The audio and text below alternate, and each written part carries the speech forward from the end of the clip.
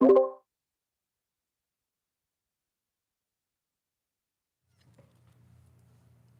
talking. Hello, hello, hello. Testing, testing. Can you hear yourself? Yeah, now I could hear myself. It's pretty loud. You want the headphones down? Yeah.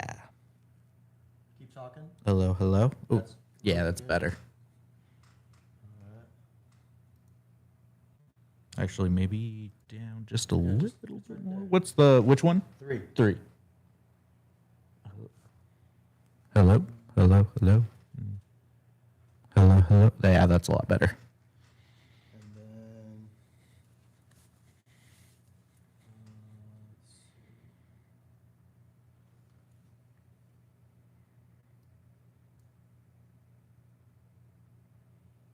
talk into it real quick. Hello, hello, hello. Testing 1, 2, 3. Can you guys hear us?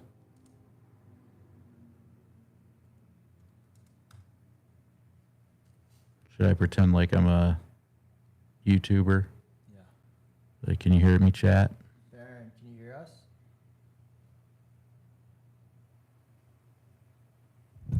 Farron, can you hear us in the chat? Can you put a thumbs up in the chat if you can hear us or not? No. No. All right, we're going to come back in.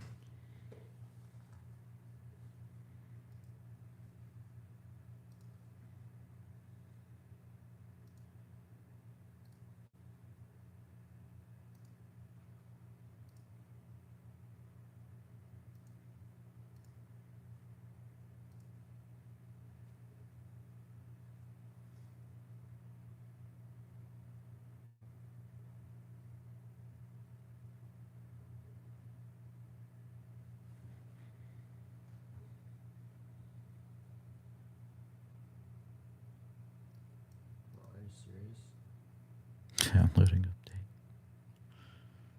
Gotta love Discord, man. Yeah, it's like every day there's an update. Boom, boom, boom.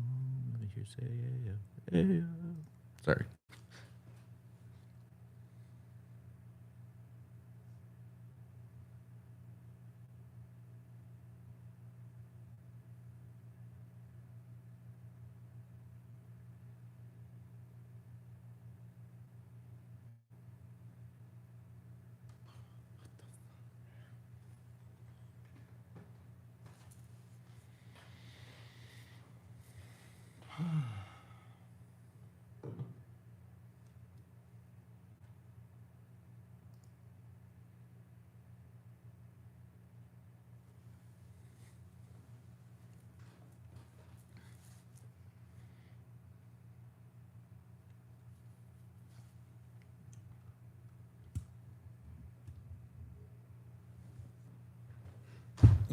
Sorry.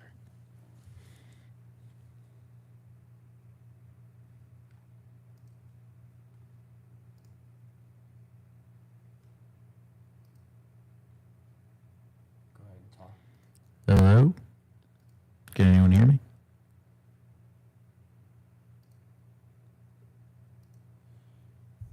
You guys give us. Oh, there we go. They can hear us now. Okay, good. Rosalite, do you want to come up? Raise your hands. This is my friend Fred. We used to work together at another treatment center, and I'll let him kind of tell a story, and you guys can come up. I'll invite you up, Erica.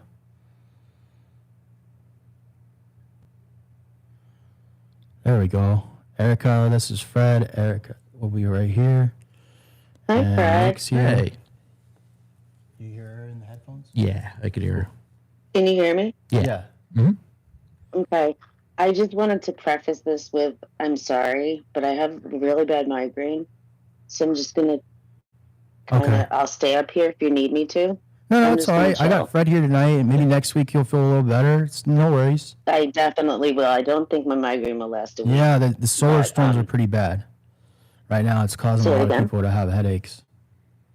The what? Yeah, Solar storm. There's a Solar solar storm. gnarly. Mm-hmm. Huh. I had no idea. I'm glad you agree with me, Wyatt. Yeah. A lot of people think I'm crazy when I say that. No. But everybody, I'm glad you're here.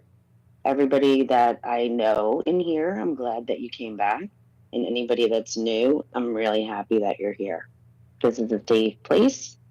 You don't have to say or do anything you don't want to, but you are more than welcome to join, and you do not need to put your camera on. Just be comfortable. We're all here for the same reason. I love you all. Fred, welcome. Thank you. Nice to meet you. Thank you. Nice to meet you I'm too. going to go down, though. Okay, I'm going to go sounds down, good. Wyatt. Yeah, no I problem. can't. No problem. Sorry. It's all right. All right, honey. Thank you. No problem. Fred, if you just want to kind of give us like a share, like a normal AA share, Yeah. and then we'll kind of go into that, whatever else is going on. So I'm Fred. I'm an alcoholic, and I've been sober for 9 years now. It's been 9 years since July. My drugs of choice were alcohol and cocaine, and yeah. I had to show you, bro. Oh yeah, of We course. got the soundboard. Of course. So yeah, you just want me to I don't know, talk about my like, life? what it's like, what it was like growing up here, where we're at, because like a lot of people they don't really know what like Agora is like, and Yeah. I'm curious to know as well because I've been living here for like 3 years. All What it right. was like going like to school and what the music scene was, or we're on you can use language that's not like with TikTok. You Yeah. can say whatever you want. Yeah. All right. Well, yeah, I grew up in this area, Agora, Westlake, the Thousand Oaks, the tri-town area for I grew up here, was born and raised here, and I would say it was like small town, normal town vibes in some ways.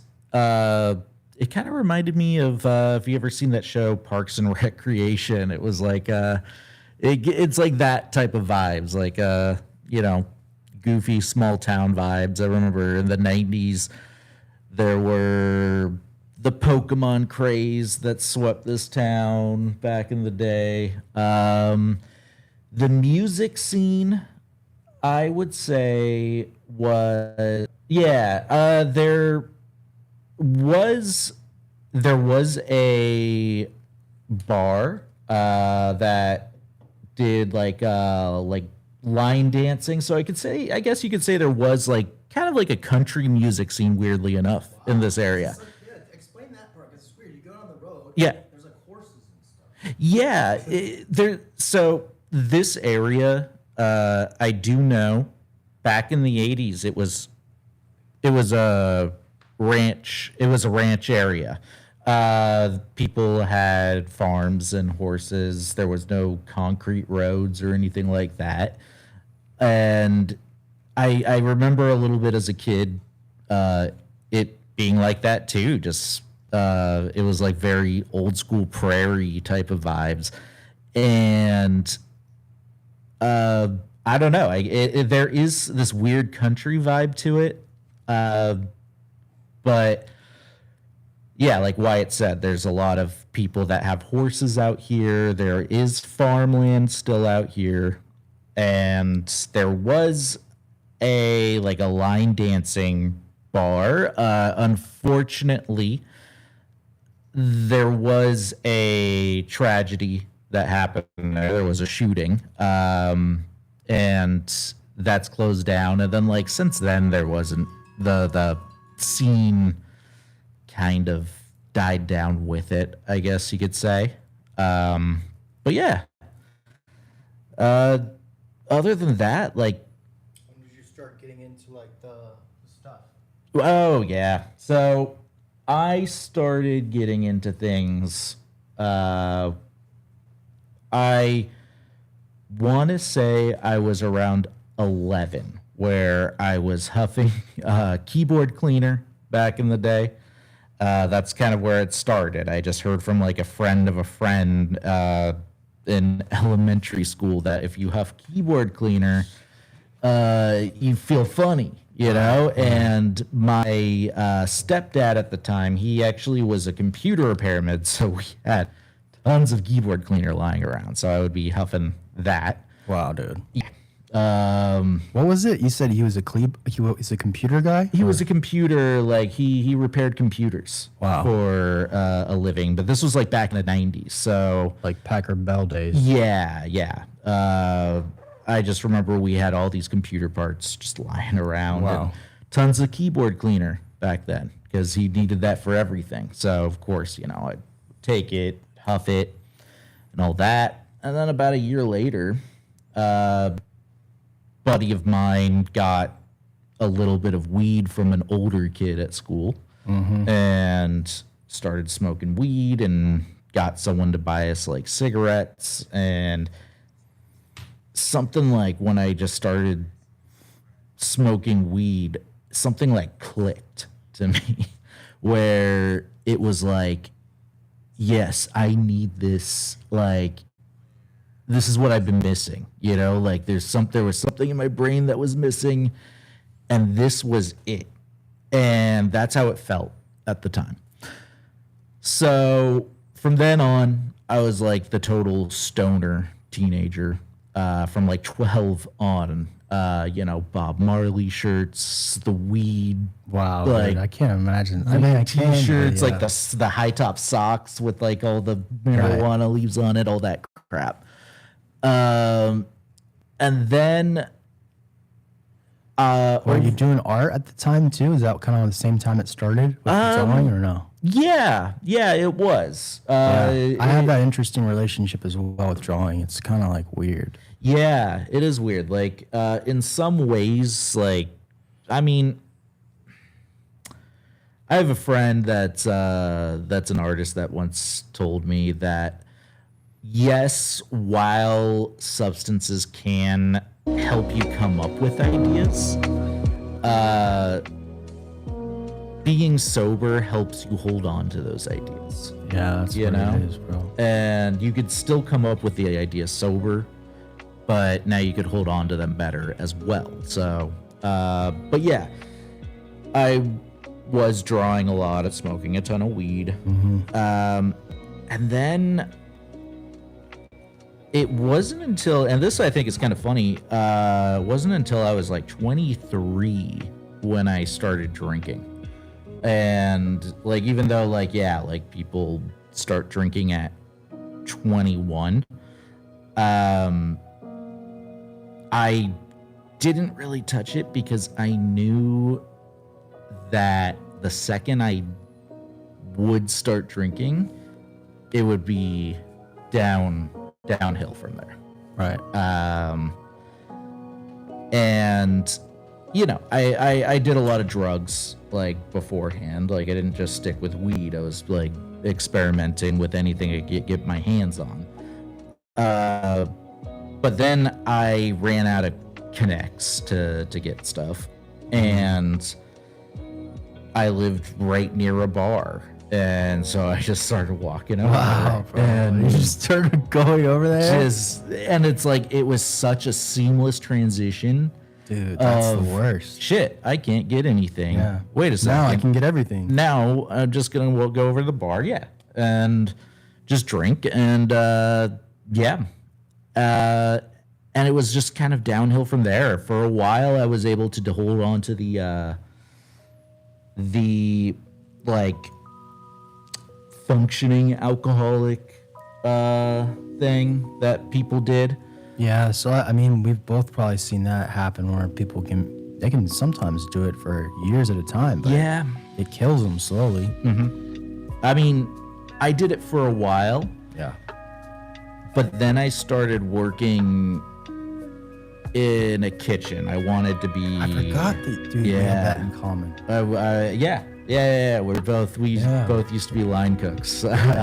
So yeah, I was working in a kitchen, and working in the kitchen, like they not only like okayed me to drink and do coke, It was recommended. They encouraged me. Yeah. Like if there was a dinner rush or something coming in, it would be like, yo, go do like 2 lines and then get back and get on the fryer. Yeah. And Or that's if, like we had a really good night and the restaurant did well, yep. then everybody gets drinks at the bar or wherever. Or dude, you're like shaking a little bit, go have like a beer or two, come back, and then like get back to work type of deal. Yeah, And it's a hugely promoted thing. oh yeah. Let's check in real quick, Fred. That's a good stopping point. We're gonna have somebody come up and see what up.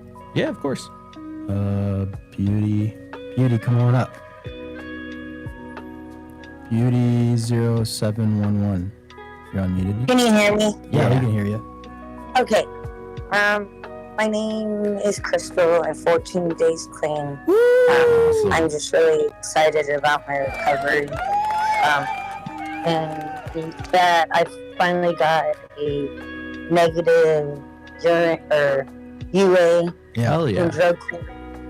And I'm just really excited about my recovery. Yeah. I'm just really. I have to get an ankle monitor for GPS because I need more structure in my living environment, so I don't go relapse. But I just wanted to share that with you guys. No, we love That's it. amazing. Love to hear that, and anything we can do as a community on the Discord. You can shoot me a message. St. Nick's always in here. Erica is always in here. All these people are always in here if you need support. Where is everybody from? I'm from Las Vegas, Oh, okay. Nice. Nevada. I'm from So Virginia, and Fred, I think you're from here, right? I'm from here. Yeah. I'm from California. Southern California, Los Angeles area. And I think okay. Erica is from California, I think. What's it called? Okay, well, I'll give somebody else a chance to talk. I was just wanting to touch base with how I was feeling today, and I was really proud of myself for getting a negative in my UA. That's such an awesome feeling. I wanted to share it with somebody. Yeah. No, we just shared it with all of us, and we appreciate it. I remember the first time that happened to me too. It's an awesome feeling. So congratulations. Thank you for allowing me to speak in the meeting. Yeah, no problem. Come back on Friday. And big I book will, study for sure. on big book studies are on usually Tuesday or Wednesday. We've been doing at Graceland, where you can watch a big book study, just like they're doing at Graceland. Erica has really been a good inspiration to come to meetings. She told me about the meetings, so Wow. yeah. Fantastic. All right, I'm gonna move you back down. Thank you. Thank you. Rosalie.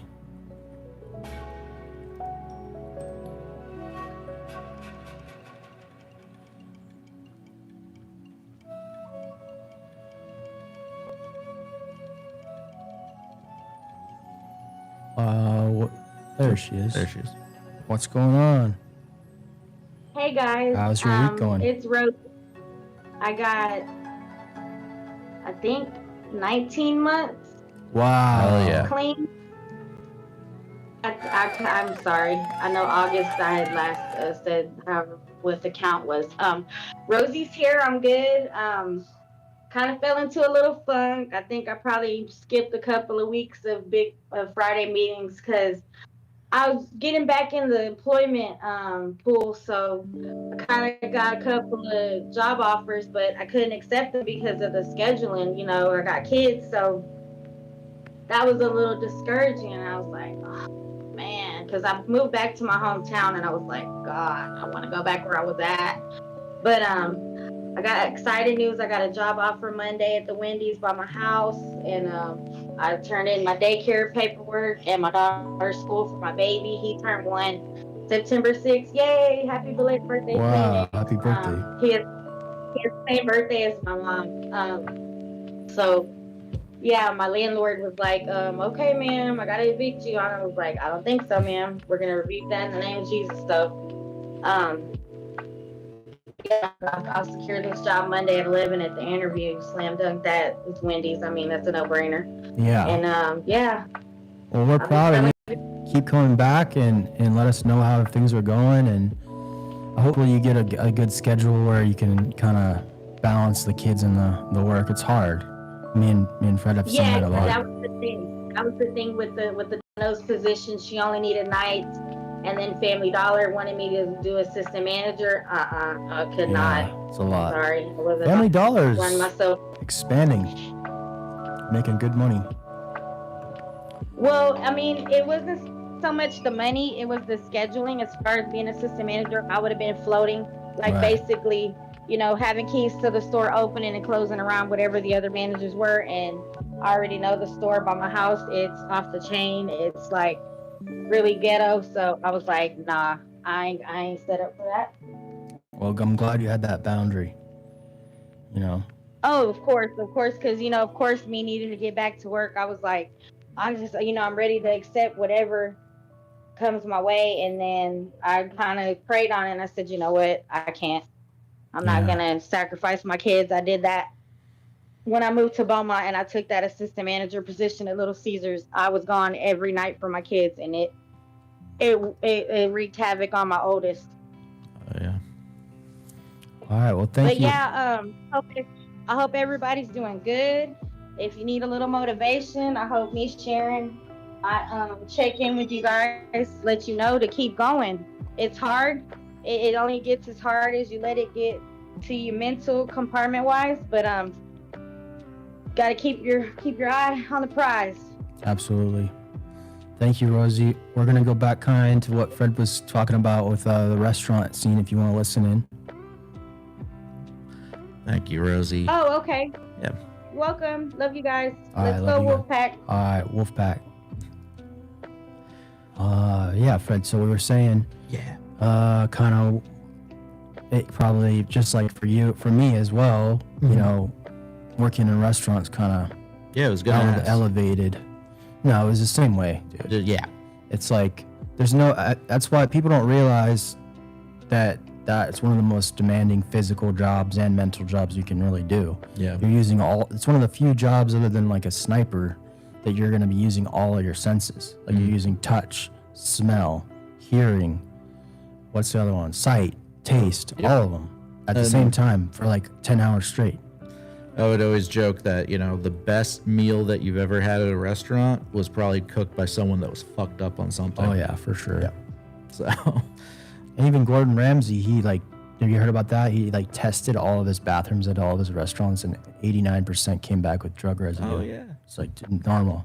Yeah. He was all shocked, and I was like, bro, it's normal, man. I mean, if you ever read Kitchen Confidential by Anthony Bourdain, he talks all about it. Right. Yeah.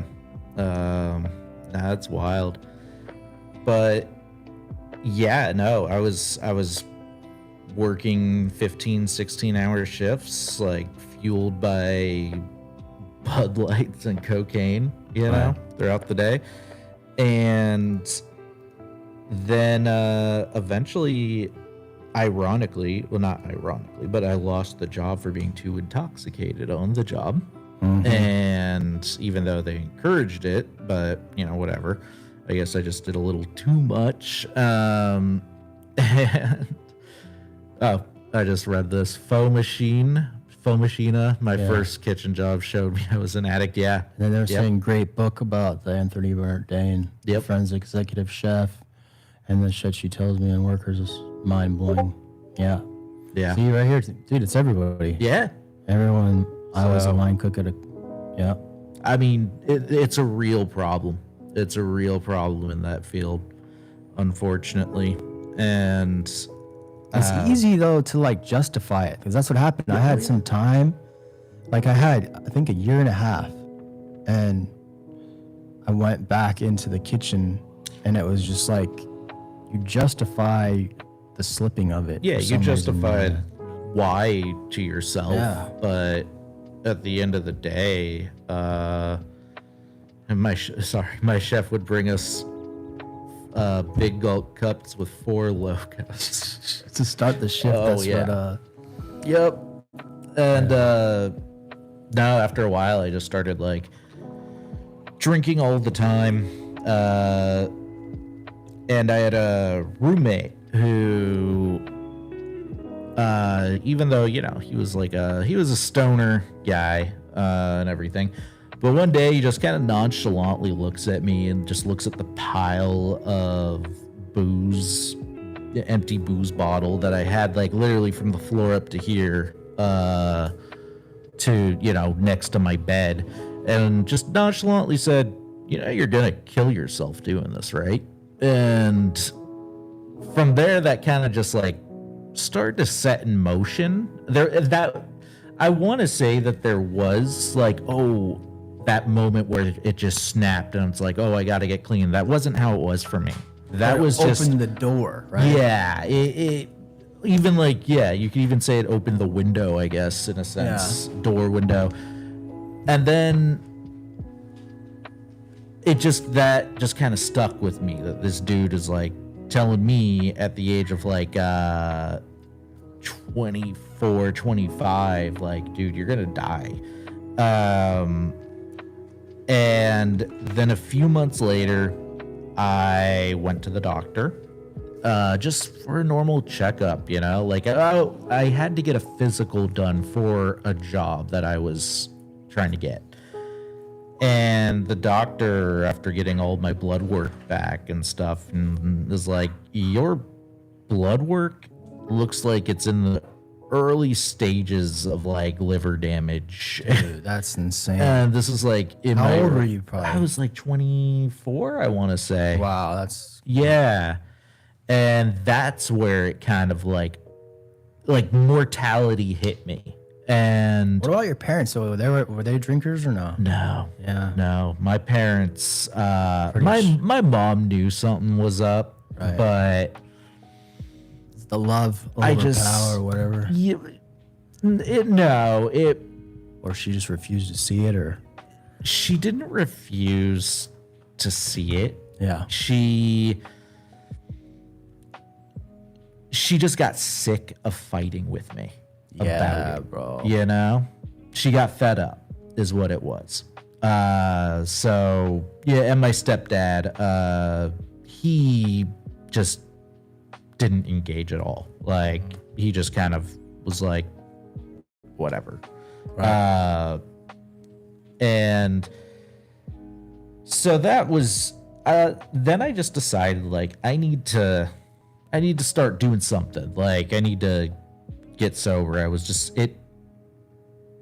would spend my nights sitting there drinking, thinking about how am I going to get sober, you know, but I need to drink to like let my mind start, you know, I guess lubricate my brain and just start letting the thoughts flow through me. Yeah. So it was like kind of like I was in this thing. It's like get drunk to brainstorm ways. Oh wow, that's to get heavy. Sober. Yeah. Because I was too much of a pussy to go to rehab. And well, yeah. Did you even know rehabs existed like that? I did. I did. Yeah. I had friends that had been to rehab for heroin and. See, I never had any friends that were meth. like that. Yeah, I mean, I was like the first one out of my friend. Like, I had friends that died, but then I didn't know anybody that went and got help ever. But I was you only moved to California to go to rehab, right? Yeah, but I had already been to one okay. over on the East Coast. Yeah.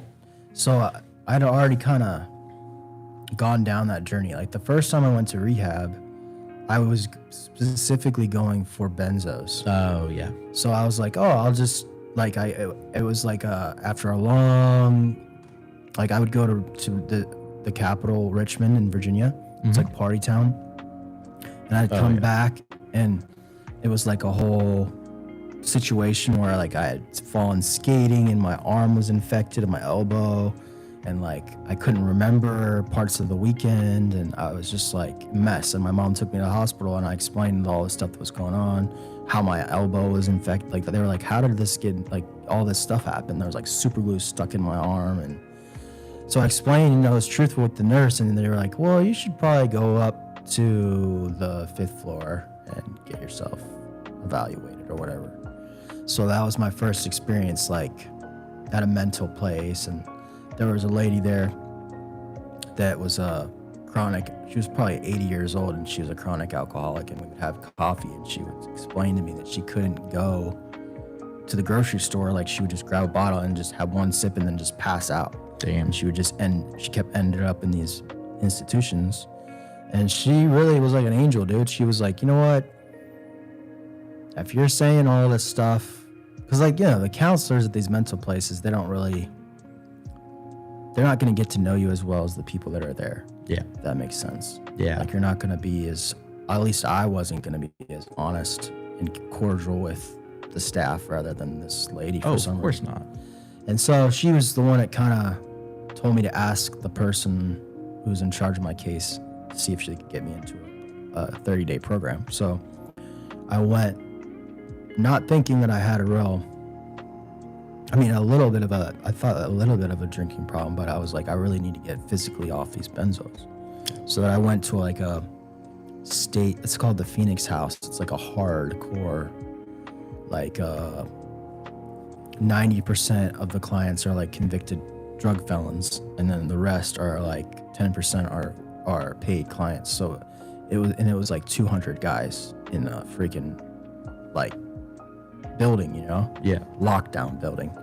And I went there for 30 days, and I was able to start working the steps, and I actually got linked up with Oxford House and became an employee of Oxford House, opened an Oxford House while I was in the actual 30-day program up the street. So when I left, I literally like walked out the door, walked to my house. Yeah. That was going to be my Oxford House. So it was a different experience, and I was off. I haven't touched those pills since like I was 21. So it's been almost more than 10 years. Yeah. But that's what I mean by then I started building my culinary career while I was living at the Oxford House, doing well. But then you slippery slope get back into not going to your meditation meetings, not going to that, staying late at work, overextending. Then you start tasting, and then downhill, bro. Question: did you start to feel a little too comfortable in your routine? Oh yeah, way too comfortable. I mean, and then the kicker for me that really messed me up was I went to court on behalf of Oxford House, and I represented a case that was a lawsuit against one of the houses. Okay. And I was doing really well in my program, and I was basically running like an Oxford House in Arlington, which is a nice area. My brother lives like a block away from that I live in now, and it's like a multi-million-dollar house. And I lived in the biggest room because I opened it, and I kind of worked my way up to be like the house manager or whatever. And 3 of the guys that I was helping out that were living there brought up this case against me that they were trying to kick me out because they were trying to prove that I stole cash from them. And so it was like this weird situation where Oxford houses like run themselves, like individual, like there's a voting for each house. Like you can't just kick someone out, you have to have votes, and there's no hierarchy. But because I had like been representing the organization, I had ties to like the higher people of Oxford House. So they found out that these people were like trying to kick me out. So they showed up to like our weekly house meeting and were like, "You're not kicking this guy out." And so obviously they're like, there was all these resentments with all my roommates.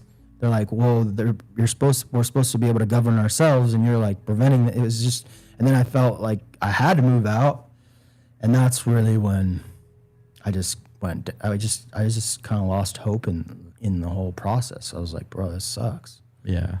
No, that's fucking wild. And I was working 2 different restaurant jobs at the same time. Damn. So that was a bummer, bro. When did you get over to California? What happened there? So that was more so about a year and a half after that, or 2 years maybe. Okay. Yeah. All right.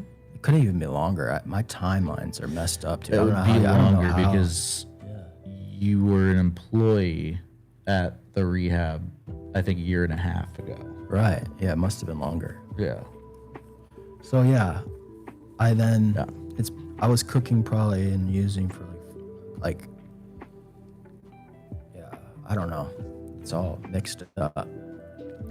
But yeah, then I got way worse. Obviously, I never went back to the benzos, which was godsend. But I went into all other different type of stuff, and COVID happened, and then I think I told you the story where I hit up Pat before he opened the house, and I asked him if he could sponsor me and if I could give him a painting for my first month rent, and I chopped that painting up, and you saw it when I brought it to you. Okay, so he did. I think you did my admission. Like No. that's what. No, we were not there yet. I wasn't there yet. That's crazy. I always thought you were there. I first met when I picked up another former client of mine. Okay. So yeah, I picked him up from Graceland. Okay, for work. Yeah, well, there was a holiday event Oh, at okay. the rehab, and we wanted former patients to come, and I picked up one former patient, and he said, "Hey, could my buddy, who actually is also a former patient from before you were working there, come?" And it was you. Weird. Remember, I got you Starbucks. I don't remember. You don't bro. remember? I No. bought you Starbucks. Damn. My bad, bro. I can't remember a lot of stuff. My memory's Yeah, shot. it's fine. But dude, that's so. For the people watching on Discord and everything, Fred worked at the detox that I got when I had to come to California. I had to go to a 30-day detox. That's what we're trying to say. Yeah. And then I ended up working at that detox after I got permission from Graceland. I started cooking there. Yeah. we worked together. We needed a chef, and my boss over at the rehab was like, "Well, I know someone that." They really just kind of didn't even know Yeah. that I was capable or anything. They kind of gave me a really big shot. I mean, I think like, yeah, like I just don't want to like name names or anything, but you know, our boss, I think he's able to see things in people. So I Yeah. think like he was able to see that you could handle it, and Yeah. you did. You Yeah, handled I it. loved it. I loved that job for real. Yeah. You know, at times it was stressful, but there was a lot of beautiful moments, especially on holidays. And when seeing these guys that were just broken, just Oh yeah. horribly broken, and then you can 20 days in you start seeing the life back. That's just like amazing. Yeah. It really is. Like you're seeing someone from death to go. Isn't it wild though, like seeing that you were once in that position? Oh, dude, I thought of that every day. while Yeah. I was cooking. I was like, I got to. I would be conscious of the things that gave me comfort while I was there, Yeah. and try to do that for those guys. Yeah, so man. it gave me a unique perspective on how to serve them. Yeah, like me, like back to what I was talking about with me being too scared to go to rehab. I ended Yeah. up, and now I want to just like give like a little like warning here. If anyone here in chat, hopefully, I mean, you're all doing well and there's no relapses, but God forbid if anyone that has a slip up or a relapse, do not do what I did. Both was what? And that was, I called it detoxing train spotting style. Oh wow! Did you ever see the movie Train Spotting? I've seen it only a couple times, but it's Okay. pretty gnarly. Only a couple times. Yeah, like 2 times. Okay.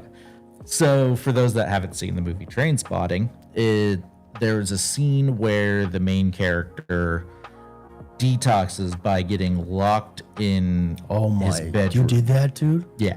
Oh wow! My roommate locked me in my bedroom with a carton of cigarettes, water, and microwavable food.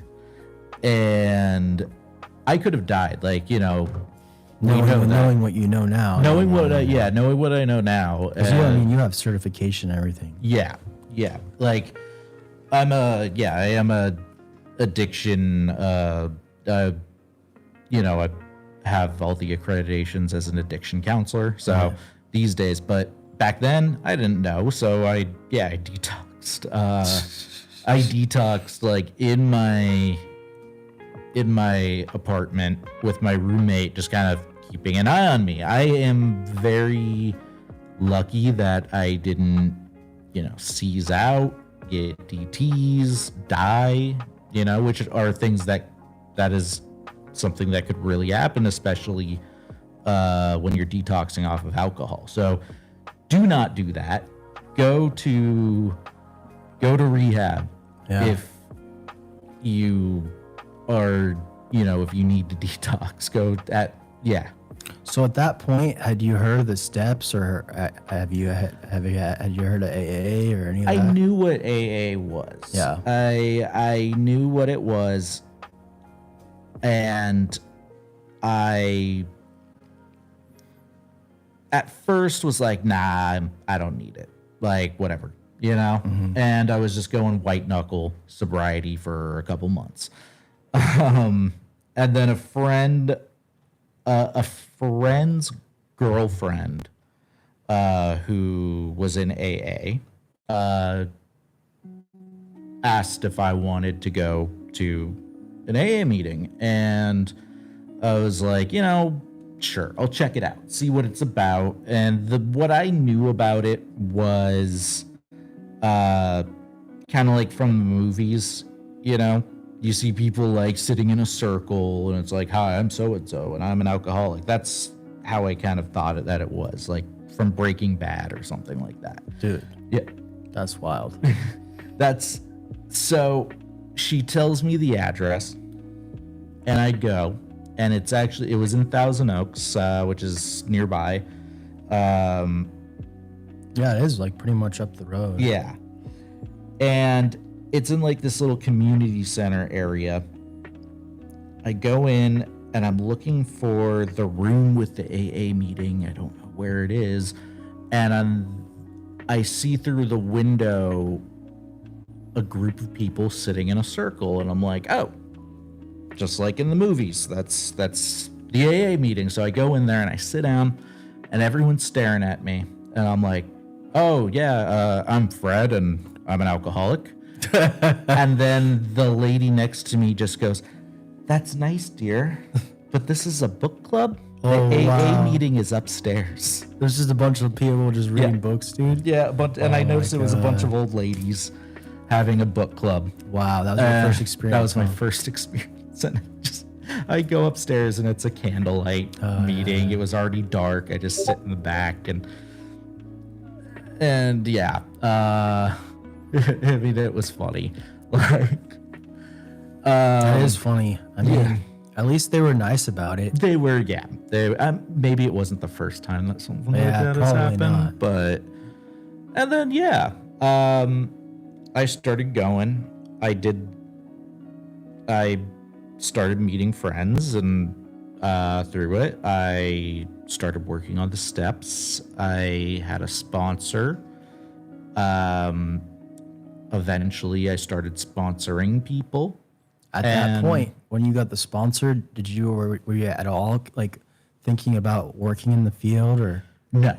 Okay. No. At that point, I got my welding certification. Yeah. And I became a welder. I was always. Yeah. I want to start welding again. Yeah. No, it's a great career. And then, COVID happened. Oh man. And I got laid off. From the welding? Yeah. Wow, that's kind of weird. You'd think that welding would probably like pick up. I guess it wasn't building anything or. But I was working at an auto restoration place. Yeah, nobody was driving at all. Out in Oxnard. No one was like buying classic cars, and that's what we were doing, Like, we were restoring classic cars. And so I got laid off, but I had money like in my account because I was saving up for a while. And so I just was like, well, I'm comfortable at the moment while we're in lockdown out here. And I was like looking at online schools just out of boredom, and I see UCLA was doing online classes for addiction studies, and I'm like, sounds interesting. So I enrolled and did the class, then needed to get an internship at one point. I was doing very well in the class, which was surprising because I was never good doing school, but I was actually like interested in this, learning about addiction, what drugs do to your body and brain, and just both the chemical aspect of it as well as the psychological aspect of it. I was just very fascinated by. And I got an internship at the rehab that us two met at. And I went from intern to technician. Sheesh. And then our case manager quit. And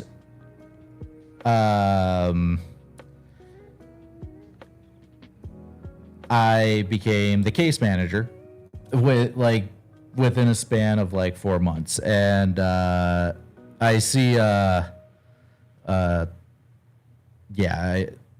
classes to get in, they are easy.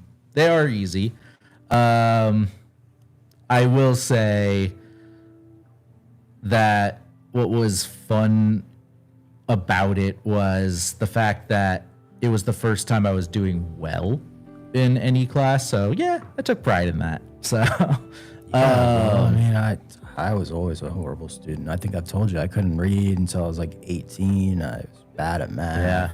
Yeah. Only classes I did really well were like science and art and Same. anything physical, like with my hands, I could do. Yeah. So yeah, you started working at that place. Started working there, and then that was where you and I met. And by the time we met, I wanted to see if you could touch on 7 years sober. On refuge, because you got into that a little bit, didn't you? I did. Yeah. I did get a little bit into refuge recovery. And I was thinking, if you like this format, I was thinking you could do like a block, because you can do this from home. You know what I mean? Yeah. I could set you up, and it would be like saying down here, it would say like Fred's, whatever hour. I can do that. That would be something that would be really cool, man. Yeah. I feel like, so one of the things that I did at the rehab, and it was a little like, thank you. You are too, Erica. It was a little bit of it was a little controversial, I would say, was talking about options other than AA, because and that was something that I was like, whoa.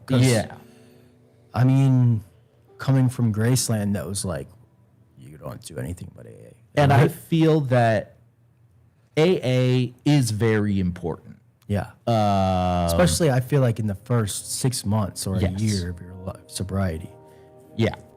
But then you're like doing steps 11 and 10. It's like meditation and maintenance, and that's kind of where refuge can come in, right? Yeah. Refuge, it integrates Buddhist philosophy with AA. Right. And I think that for people that have done AA but want to change it up a little bit, and check out other options, I think it's perfectly okay. I would always suggest to start with AA to someone that's just getting sober. Right. And mainly because I do think the steps are important. And I also think that what's very important is meeting other people in sobriety, especially when you're newly sober.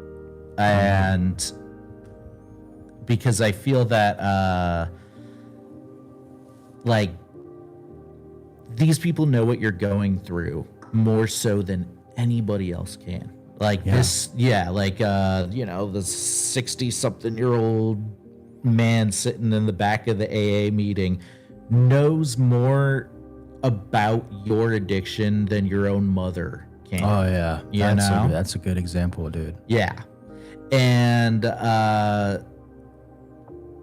so I feel that meeting people is the most important thing, and AA is the most widespread recovery program. So that's why I think that that's important, because you'll have a much better chance of finding an AA close to wherever you are, no matter where you are, than any of the other programs. And from there, you can meet people, you work on the steps, you start forming a community.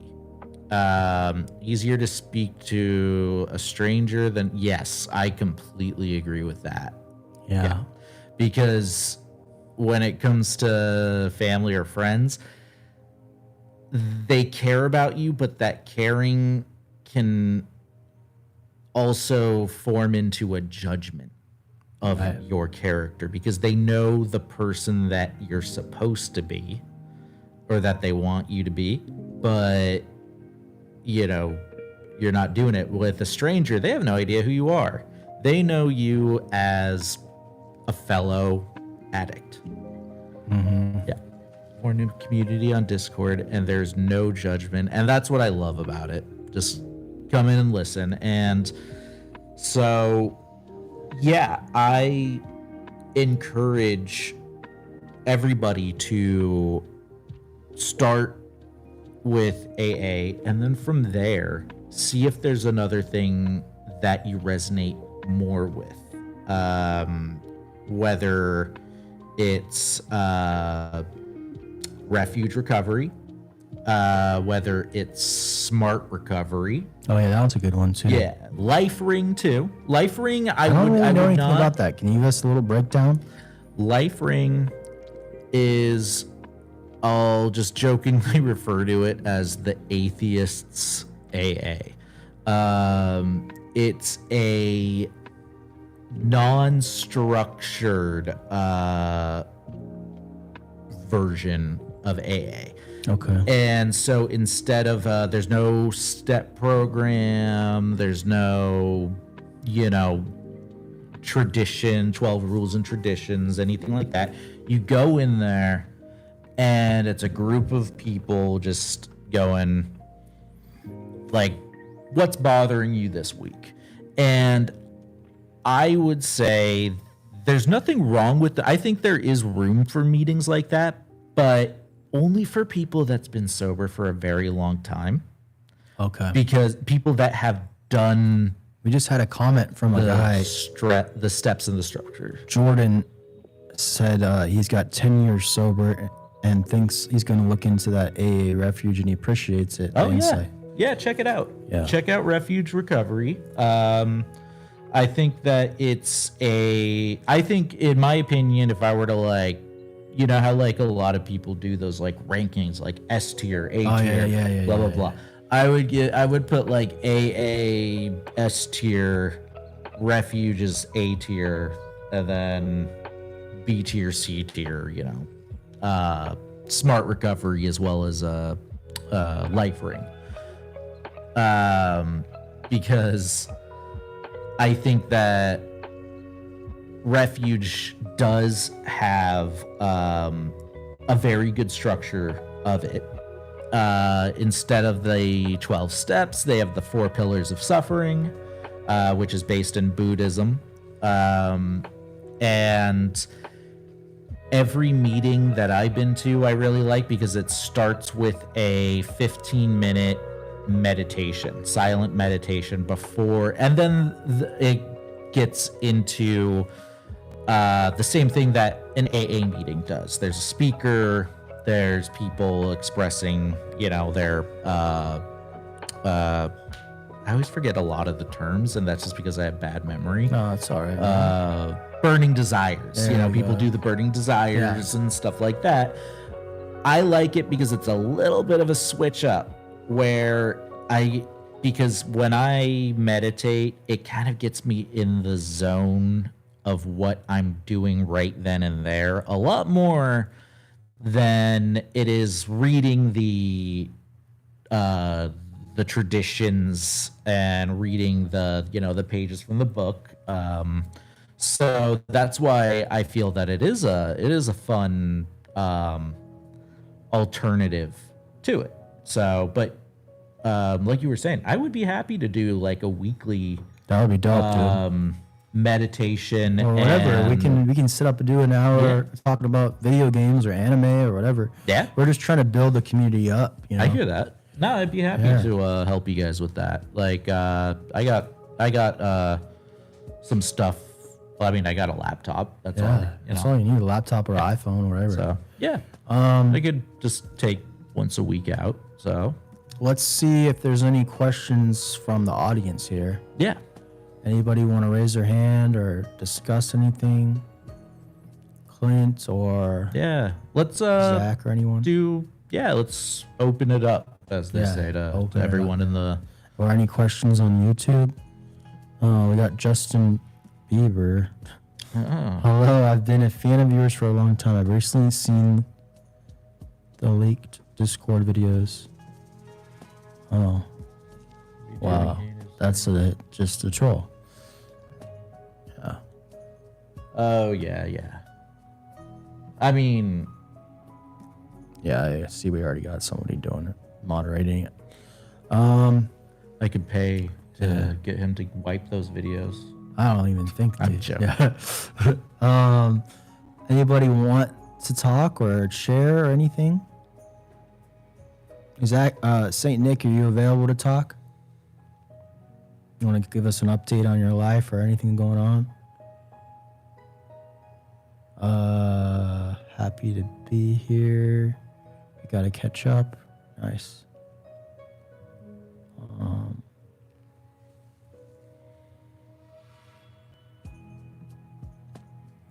Well, I guess I got a couple questions more to ask you, Fred. Yeah. Is what do you see? Do you have any inklings or ideas of what the future of this addiction kind of outside of AA, like the addiction field? Because you've worked in different aspects and different roles inside, and you know the ins and outs of the business side. Do you see? Do you know? Do you have any inkling of like where it's headed? Or where you'd like to see it go? Honestly, I think that, in my complete honest opinion, I think that there does need to be changes in the rehabilitation system. Okay. The 30-day detox, for the most part, it works for a lot of people, but I would say for a lot more people it doesn't work for. And I think that they say that there's a 25% rate of people staying sober long term. Yeah. And I think that it's partially to blame that our rehabilitation system is very outdated. I do know that the whole concept of a 30-day rehab doesn't even come from addiction. It comes from insurance companies deciding how long it's okay for PTSD, people suffering from PTSD after World War One, going into. That's how far back the policies are written from, dude. That's it doesn't even have to crazy. do with addiction. It has to do with people getting shell shock or PTSD from World War One. They put them in mental health institutions for 30 days, and then they just kind of slap that 30-day rule onto everything, and that includes drug and alcohol detox. So I think there needs to be a change. Now, I don't have an answer on how it should be changed, but I do think that we need to we need to look more into how things are going Yeah. with that. I also believe that we can look at certain things that could help with the mental health side of it as well. Yeah. We got a little bit of a share here. Yeah, Miss Tiff. What's up, Miss Tiff? Hey y'all, Hey. I just want to say, well, first, that was kind of mind-blowing, the information you just shared about where they even get the 30 days from, because I was kind of wondering that too. Yeah. Fred But, goes deep dives. I agree that they need to, they need to redo everything. And I don't know why this wouldn't be a good time. We need to redo, you know, maybe to read longer, but like for alcoholism, I was talking to somebody about how alcoholism should really be on the spectrum. Instead of it being just black or white, like either you are completely addicted, like my father, like you have to, like he couldn't go a day without a drink. Yeah. But there's also a lower spectrum where a lot of college students, like myself, experienced where we would binge drink, where we would have an issue where we would start drinking and have an issue stopping, but I didn't need a drink the next day. Yeah. I think if things were just kind of... Go ahead. All right. No, I'm good. Go ahead. Oh, no, I was going to agree with you there that addiction itself can be on a spectrum, right? Like I've known people that have been addicted to heroin for many years, addicted to meth for many years, but they're able to enjoy a beer after work here and there, you know? I'm not saying that people newly in recovery should take that idea and roll with it. I would say stay abstinent, you know, but there are people that could handle one thing but can't handle another thing, you know? So I do agree with you on that. There's binge drinkers and then there's the full-blown alcoholics, and that's why there's also the functioning alcoholics as well. Like there's different degrees of it. Yeah. Yeah. And I think if they just, like you say, like, why are we still using systems from, like you said, World War I? And so many things have changed. Oh, yeah. They need to really just have a team of people just kind of list, you know, segments in our society that we just need to kind of rethink and redo. Even student loans, like even redoing that. Look how disastrous that is. Look how many people are in debt and suffer because of that. Oh, I completely agree. Yeah, the money side of it is just wrecking people. It's really messed up. Yeah, and I used to work. Right, and it's like I don't even know. Do banks even make money off of student loans? Because people don't pay them. They just kind of cycles and they kind of do the thing where they call the numbers. But I mean, do they even make money off of it? That's a good question. I have no idea.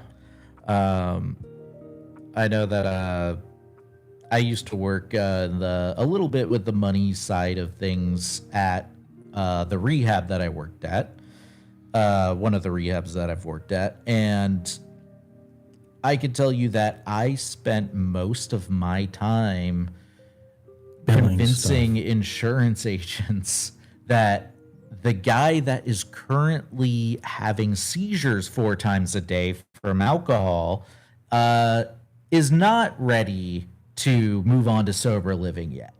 When the insurance agent is arguing with me, well, we don't want to pay for any more detox, so I think it's time to move him over to sober living. And it's mind-boggling the way there's such a disconnect between our insurance companies and what the professionals in the addiction field are currently doing. So, yeah. That's kind of scary. That's is. almost like an insurance company saying somebody who's, you know, got into a car accident, they're awake now, so we think we can move them over, you know, somewhere. Like, how do you make those decisions? Yeah. I mean, like, not to delve a little bit into my personal things. I had to get surgery back in June, but in order to get the surgery, I had to get an endoscopy. Now, my insurance was covering the surgery, but wouldn't cover the endoscopy that they said I was required to get for the surgery itself.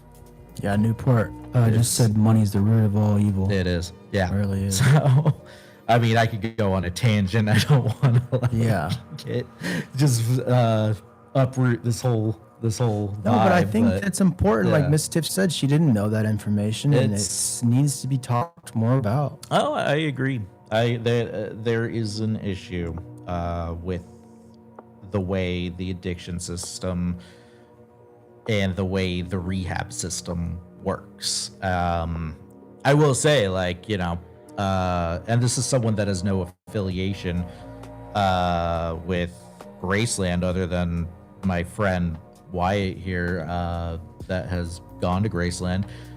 I've seen results come from Structure. I've seen results. Like Wyatt has been 3.5 doing almost. very well. There's other people that I've met that have gone through Graceland that it's doing very well. So there are some people that do it right. But there's also a lot of people that just don't do it well at all. So, yeah.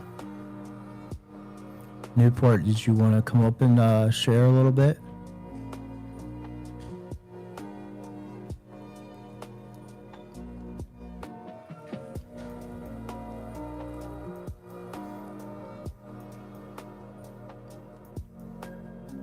DC, did you want to come up and say what up? And thank you, Miss Anybody? Tiff, for sharing.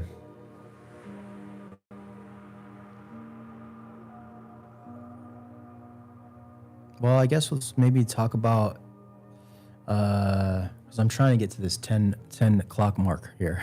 Is that where we're going? Yeah, we're trying to get, because we got, so the normal show starts at 10, and we got a normal guy that, his name is Billy. He was my first sponsor. I think you might have met him maybe once. Billy.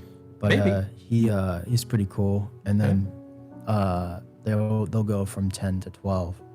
But I kind of wanted to say, what was it like? Hold on. Actually, just maybe I gotta take this phone call. real Yeah. quick.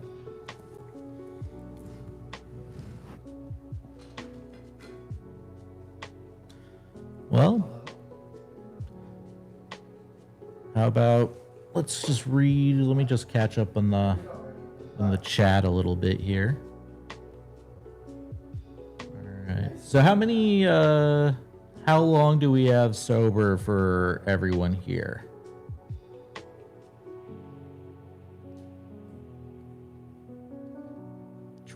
Oh yeah, 22 years. That's amazing, Erica.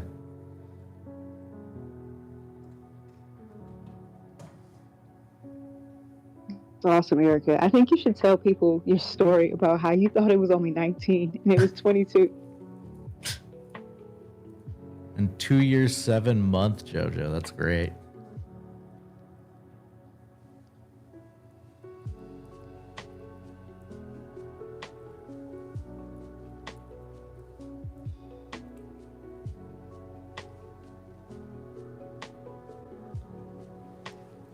Zero days, foe machine. Contemplating.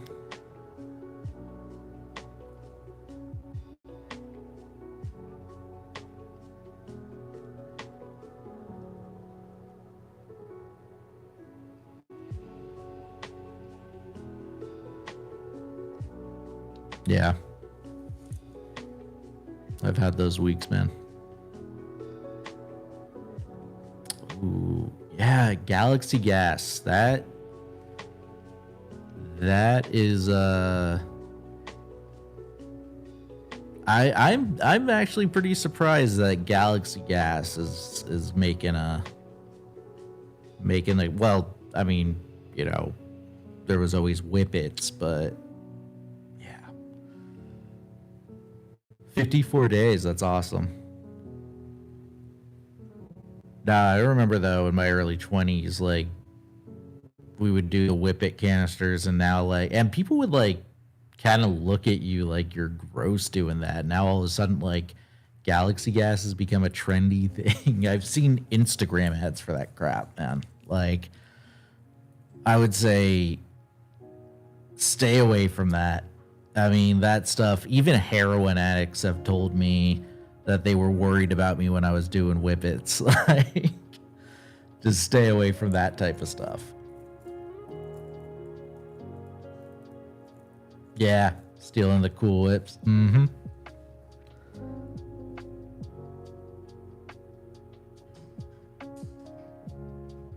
It's funny how things go full circle. Oh, I know. But also, it's interesting how every generation has their new thing, and I guess the new thing, and certain celebrities didn't help but make it more popular. But the new thing closer to Florida is like the pink stuff, and it's interesting how things they come and go, and then new things come. It's just interesting. It's wild.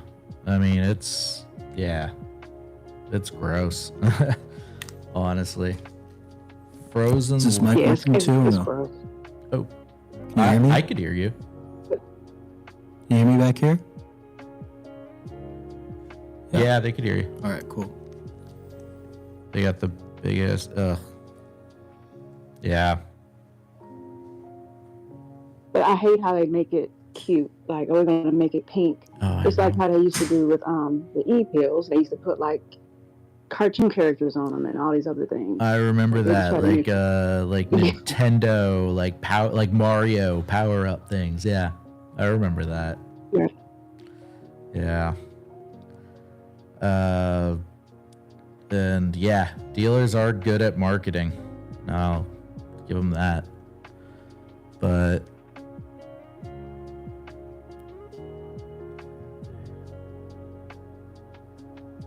"9 days off opiates, battling 6 years." Hey, man, that's awesome. You know, like, one thing that I've always said back when I was doing group counseling is it doesn't matter how many times you try to get sober. What matters is the time that sticks. Like, I've known people that have successfully stayed sober for a long time the first time trying to get sober. I've known people that have successfully gotten sober, like, after their 1,000th stint in rehab. So, yeah. Hey, guys. Hey. What you were just saying about the time that it sticks, right? I'm Joe, by the way. How you doing, Joe? Good. What you were saying about the time that it sticks, like, dude, I can't tell you how many times I went to detox, and that was the time I was getting sober, dude. Like, I wasn't going back. There, you know what I mean? I got to do it for my daughter. I got to do it for my job. I got to do it for my mom. I got to do it because I have this prior engagement. I got to do it because I messed up so bad that I got to get sober because of it. But I never did it for me, dude. Exactly. It was always for someone else. Yep. And so I did it for all these different people, and got, it was, I mean, in the long run, this last time when I got sober and it stuck, all those times that I did it for other people, it didn't introduce me to a lot. You know what I mean? Because I had 30 days, 6 months or whatever. Maybe I was using a little on the side or whatnot, but once I did it for myself, it just hit different. You know what I mean? Like, the detox part of it, really sucked. Yeah. This last time, it really sucked. Like, emotionally, it sucked not being there for my kids. It just hit way too hard, right? Yeah. And then through treatment, it was like learning about all this shit, cognitive distortions, and different types of trauma that I didn't even understand. And like, you really have to put yourself first. You know what I mean? You have to put everything else aside. Yeah. And as hard as that sounds, because, like, I don't know for anybody else, but for me, like, during that time, like, that first 30, 60 days of treatment, sobriety, whatnot, I didn't think I was worth shit, dude. I'm not worth being sober. Like, this shit sucks. It's so much easier to go back out. But then in the long run, I'm like, next time I do this, who am I going to get sober for? I've tried it for everybody else and it didn't work. So if I go back out, it's useless at this point. Yeah, man. So Yeah. I mean, and then another thing. Yeah. No, I'm just trying to take up time for you. No, do it. No, I appreciate it. Yeah. Thank you. You know, in the book it says sometimes quickly, sometimes slowly, right? Mm-hmm. So when I first got sober, I'll just share a little bit about my story, I guess. That would be great. When I first got sober, yeah, man. When I first got sober, I got sober in Vegas. I went through Crossroads to Southern Nevada. And then I went to this place called Sierra Sage, right? And my wife and kids lived with her mom at the time. Thank God, everything, they were good. This is when I was a mortician, so I lost my job, obviously. And so the money stopped coming in, but they were still okay. So went through treatment, went through detox, went through treatment, did the phases and stuff. And I stayed at that place for a little bit longer, right? Because I got seniority, and like you guys know, like at Graceland, you can stay a little bit longer if, you know, once everything goes good.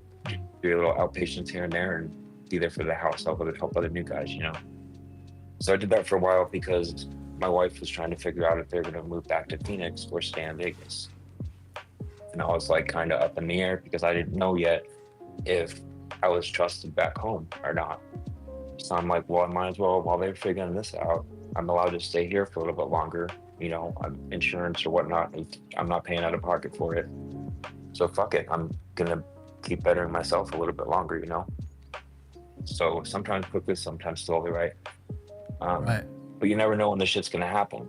You just got to keep doing the right thing, right? So long story short, I ended up going to rent a U-Haul, got all my stuff out of the treatment place, got the U-Haul, went to her mom's apartment, packed up their stuff, and we moved to Phoenix. So when we moved back home to Phoenix, I'm not going to share too much personally about how this whole thing played out, but somebody in the family owned like a fourplex, one bedroom apartment things. And so we have me, my wife, and our 4 kids. Wow, you have 4 kids, man? It's a lot. Yeah. I'm the oldest of 4, so I know. So to get us on our feet, they let us rent out one of those apartments, right? So we have me, her, and the kids. So we're like, all right, now we're home. We're close to all of our family now. We can make this work. You know, I've been in some really shitty spots in my life and addiction. I know how to make a small place still kind of comfortable, and if it's a happy home, it's a happy home, you know? So we lived there for like 2 years, a little over 2 years, right? She works nights now at a hospital. I'm a full-time stay-at-home dad. So out of nowhere, she's like, hey, we're getting a house. I'm like, what the fuck are you talking about? A house? And she's like, yeah, but I'm not telling you nothing. You're just, I'll let you know when we gotta start packing stuff up and just do what you gotta do. And so my addict brain is like, well, we're on TikTok, so I can't really say what I want to say, but my addict brain is like, no, you can miss me with that shit. I do everything for the house. I deserve to know where we're moving. Where's this kid's school? What's the kid's school called? Are we renting a U-Haul? And I'm like, wait a minute, here's the cognitive distortions. Like, just shut up, Joe. Just say okay. So I just said okay, right? So this was our first full week in the house. It's a beautiful fucking 3-bedroom, cute ass backyard. And so then I think back to that sometimes quickly, sometimes slowly. It'll always happen if you work for it. And I'm like, I was sitting here during this little pre-game meeting, and I'm thinking to myself, just sitting here in the kitchen, like, what work have I really, really done? Like, I haven't done no monumental shit. And I'm like, hold on a minute, Joe. 4 years ago, what work was I doing to get to where I am today? I wasn't doing shit. I was throwing my life away. And now I'm like, well, oh yeah, I've taken care of my family. I've taken care of this house. I've done, the best I can do with a lot of things. And it's just really humbling. It's just a huge gratitude moment for me tonight. So I just wanted to share that with you guys, No, I really appreciate it. That's amazing. Yeah. Thank you for sharing. And I want to say too, like you are, even Zach says here too, you're exactly right about doing it for yourself. How many times have we seen clients come in that were not doing it for themselves? Yeah. What happens? I know someone that's been 40 years sober, and he said that when he was trying to get sober 40 years ago, he tried doing it for his daughters. That didn't work. He tried doing it for his wife. That didn't work. He tried doing it for his job. That didn't work. It wasn't until he started doing it for himself. It's when it stuck for him. So that is the most important thing, is doing it for yourself. Once you do that, It's really once you start doing it for yourself, you do end up doing it for everyone else by extension. yeah. It's like that saying: if you're not good for yourself, what good are you for anybody else? You know? Exactly. And you can't. I never realized that until I'm like, if I'm no good for myself, I'm nothing. Yeah. I'm useless to anybody, because I don't even want to get up and eat. I just want to get up and go get high. Yeah. So what Right. good is that to me? You know what I'm saying? So if I go get sober for my daughter, once detox is over, and then I get back home and I say, miss me with the treatment, I'm good after detox, I don't need anything else. I'm just gonna go back home, we're good. I'll call you for outpatient, no week, right? And then a fight happens at home and everything blows, and that's where I'm back to. Yeah. Taking care of myself again. It's good. Oh, Miss Tiff, did you see that Like the comment? definition. I don't know what's going on with your brother, but I guess something. I just saw it. Yeah.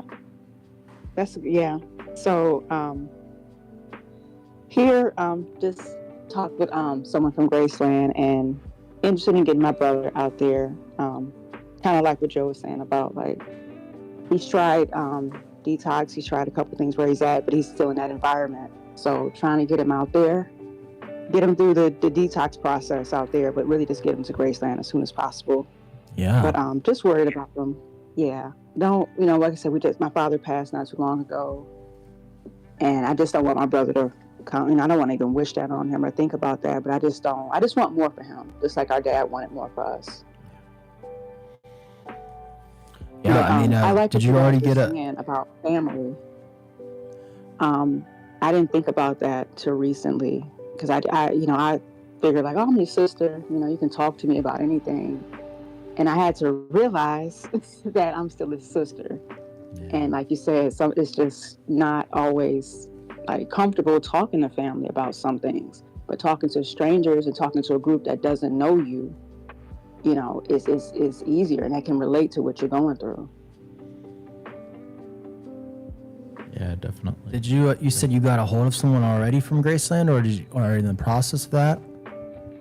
Got a hold of somebody yesterday, had a really good conversation. I actually was able to call my brother on three-way, and he talked to him, so haven't followed up with my brother just yet, but I don't want to overwhelm him. We've been talking about this for a little while, kind of want to take a break from it. Absolutely. Kind of Yeah. let him reach out to me. Yeah. Yeah. Yeah, like His main concern, he didn't want me to take him out there and leave him out there. I'm like, no, this is your choice. If you want to stay, I'm not going to make you. I'm not going to bring you. It's not going to be some intervention, make you stay here. But I just want to show you what's possible outside of where he's at. Because where he's at right now is a really horrible place, in my opinion. I mean, in everybody's opinion. It's like an abandoned, it's close to an abandoned motel that's known for drug addicts being there. And Wow. it's horrible. And he That's just shouldn't awful. be there. What part of the country is it? It's Michigan. It's Detroit, Michigan. Okay. I've never been to It's like Michigan, but I love the music that came from there. oh yeah. It's not an easy state to go to, because it's like you have to intentionally go to Michigan unless you're going to Canada. Right. From what I've heard from a couple artists that live there, they always tell me it's way bigger than you think it's going to be. It's like actually pretty It's spread out. way bigger.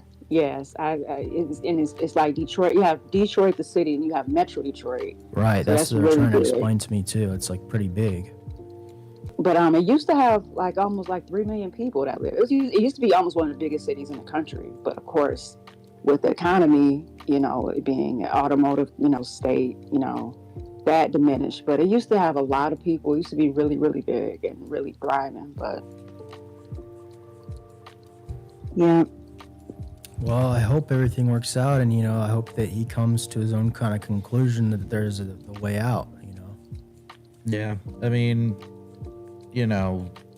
like we've all said, like he has to like push himself to go. You pushing him to go, and it's gonna be like pulling teeth, right? Like Right. he's gonna have to want to go for himself at the end of the day. Unfortunately, us addicts, we all get content in the chaos that we surround ourselves in, and then it's hard to bring ourselves out of that. So, yeah. How do you? Right. I like this tunnel vision. What do you say? I was saying, Fred, how do you maintain that? Like, I don't know. It hit me earlier when you were kind of explaining like your day to day. I was like, damn, this guy really got it locked in kind of a serenity mode. Oh. Like did you purposely kind of like build that up, or was that trial and error, or what? I kind of just like, I don't know. Like I need to have a routine in order to keep myself from just going crazy, because I get bored my issue is I get bored very easily. And for me, boredom leads to falling back into addiction. That's where it always leads to. So I need to just constantly keep my body and my mind moving, in a sense. So I'm always doing like artwork. I'm always trying to learn new things, whether it's even just like spending a little bit of time just scrolling through Wikipedia, just to like try to learn something new. Right. I've recently even like taken up like Magic the Gathering and Dungeons and Dragons, just to find a new hobby to get into. And so I believe once you get too comfortable, and by that I mean once you just stop learning and stop trying to improve yourself, that's when it gets dangerous. So yeah, that's my thoughts on that. So I need to have a routine. It kind of also reminds me of you ever see the movie with Will Smith, I Am Legend? Oh yeah. And he's the last man on earth, and he has to have a routine every day, or else he's going to go insane. Yeah, that's kind of like what it's like for me. Is I need to be doing something to occupy my body and mind every day until it's like tired, time to sleep, or else I don't sleep. And then it's like the worst. What do I do if I don't sleep? Well, pills help me fall asleep. Smoking weed helps me fall asleep. Right. Booze will help me fall asleep because I'm now, grown too tolerant of smoking weed. So, yeah, wow. Yep, that's the issue. So, that's why I always say if someone's getting too comfortable, that's the first sign they're slipping. So, yeah. In the meantime, though, I actually do have to go. Yeah, no problem. I appreciate you coming through. Thank you for having me. Was that Wyatt leaving? No, it's Fred. I live here. I'll be here. The one with the black hat on. Yeah. So I'm gonna go and hit me up. I'd be glad to help out more. I'll with send you a this. link later on today. Yeah, thank you. And we should go and I want to go to that art thing you were talking about. So let me know when Yeah. that next one is, and I will. I'll text you when the next one is. I appreciate you coming and sharing your story, man. Thank you. And thank you everyone for, being here. Thank you everyone for sharing. I hope to talk to you all again soon. And just keep moving, keep going forward, everybody. You're all doing great. Thank you. Thanks, bro. All right. Thanks. Yeah. See you soon. Right, I forgot. I'm happy that Erica reminded me. Sure. So yeah, one of the bigger parts of the story is that I'm actually bringing my brother out there at the Okay. end of the month to do a tour of Graceland. So I'm bringing him to California out of Michigan, and so we're going out there. Nice. Well, Um, I'll be around. I mean, I had- I'm there all the time. I was there. I slept over there last night because I had to do some renovation, and then I came back here. So I'm always around. I'll let who I spoke to let them know that when we're coming and see if you can be around during that time. Oh, that's my whole job. I'll be there. I'll make it known. I think you spoke to Mason is what Erica was saying, Yes. and he lives with me, so I talk to him all the time. Awesome. Yeah, I'm excited to just. I don't know. I had to bribe my brother to come out there. I don't know if that was a good idea or not, but it worked. I mean, I said I'd give him a couple $100 to come out if he just came out there with me. But whatever works. I mean, if especially if, like you said, he's in like a known bad housing place, trapping, that's really, yeah, sometimes you need to like put a little carrot in front of somebody, right. But hopefully that he can, coming out there. hopefully he Yeah. can catch, maybe you can send him like an old live or. I sent him know. the YouTube. He's seen the Yeah. YouTube, and I sent him the link, the website link, so he can check it out. Yeah, it's I don't know how to explain it. I as somebody that's, because I saw it before all this was going on. I kind of just saw Pat having friends over at his backyard, like his personal house. He was live streaming on YouTube and doing these Sermon on the Mount meetings. And there's something, if he watches it, I think, and he really wants to change, there's something magical that kind of happens where you become kind of a part of this community, which helps you get in the door at least.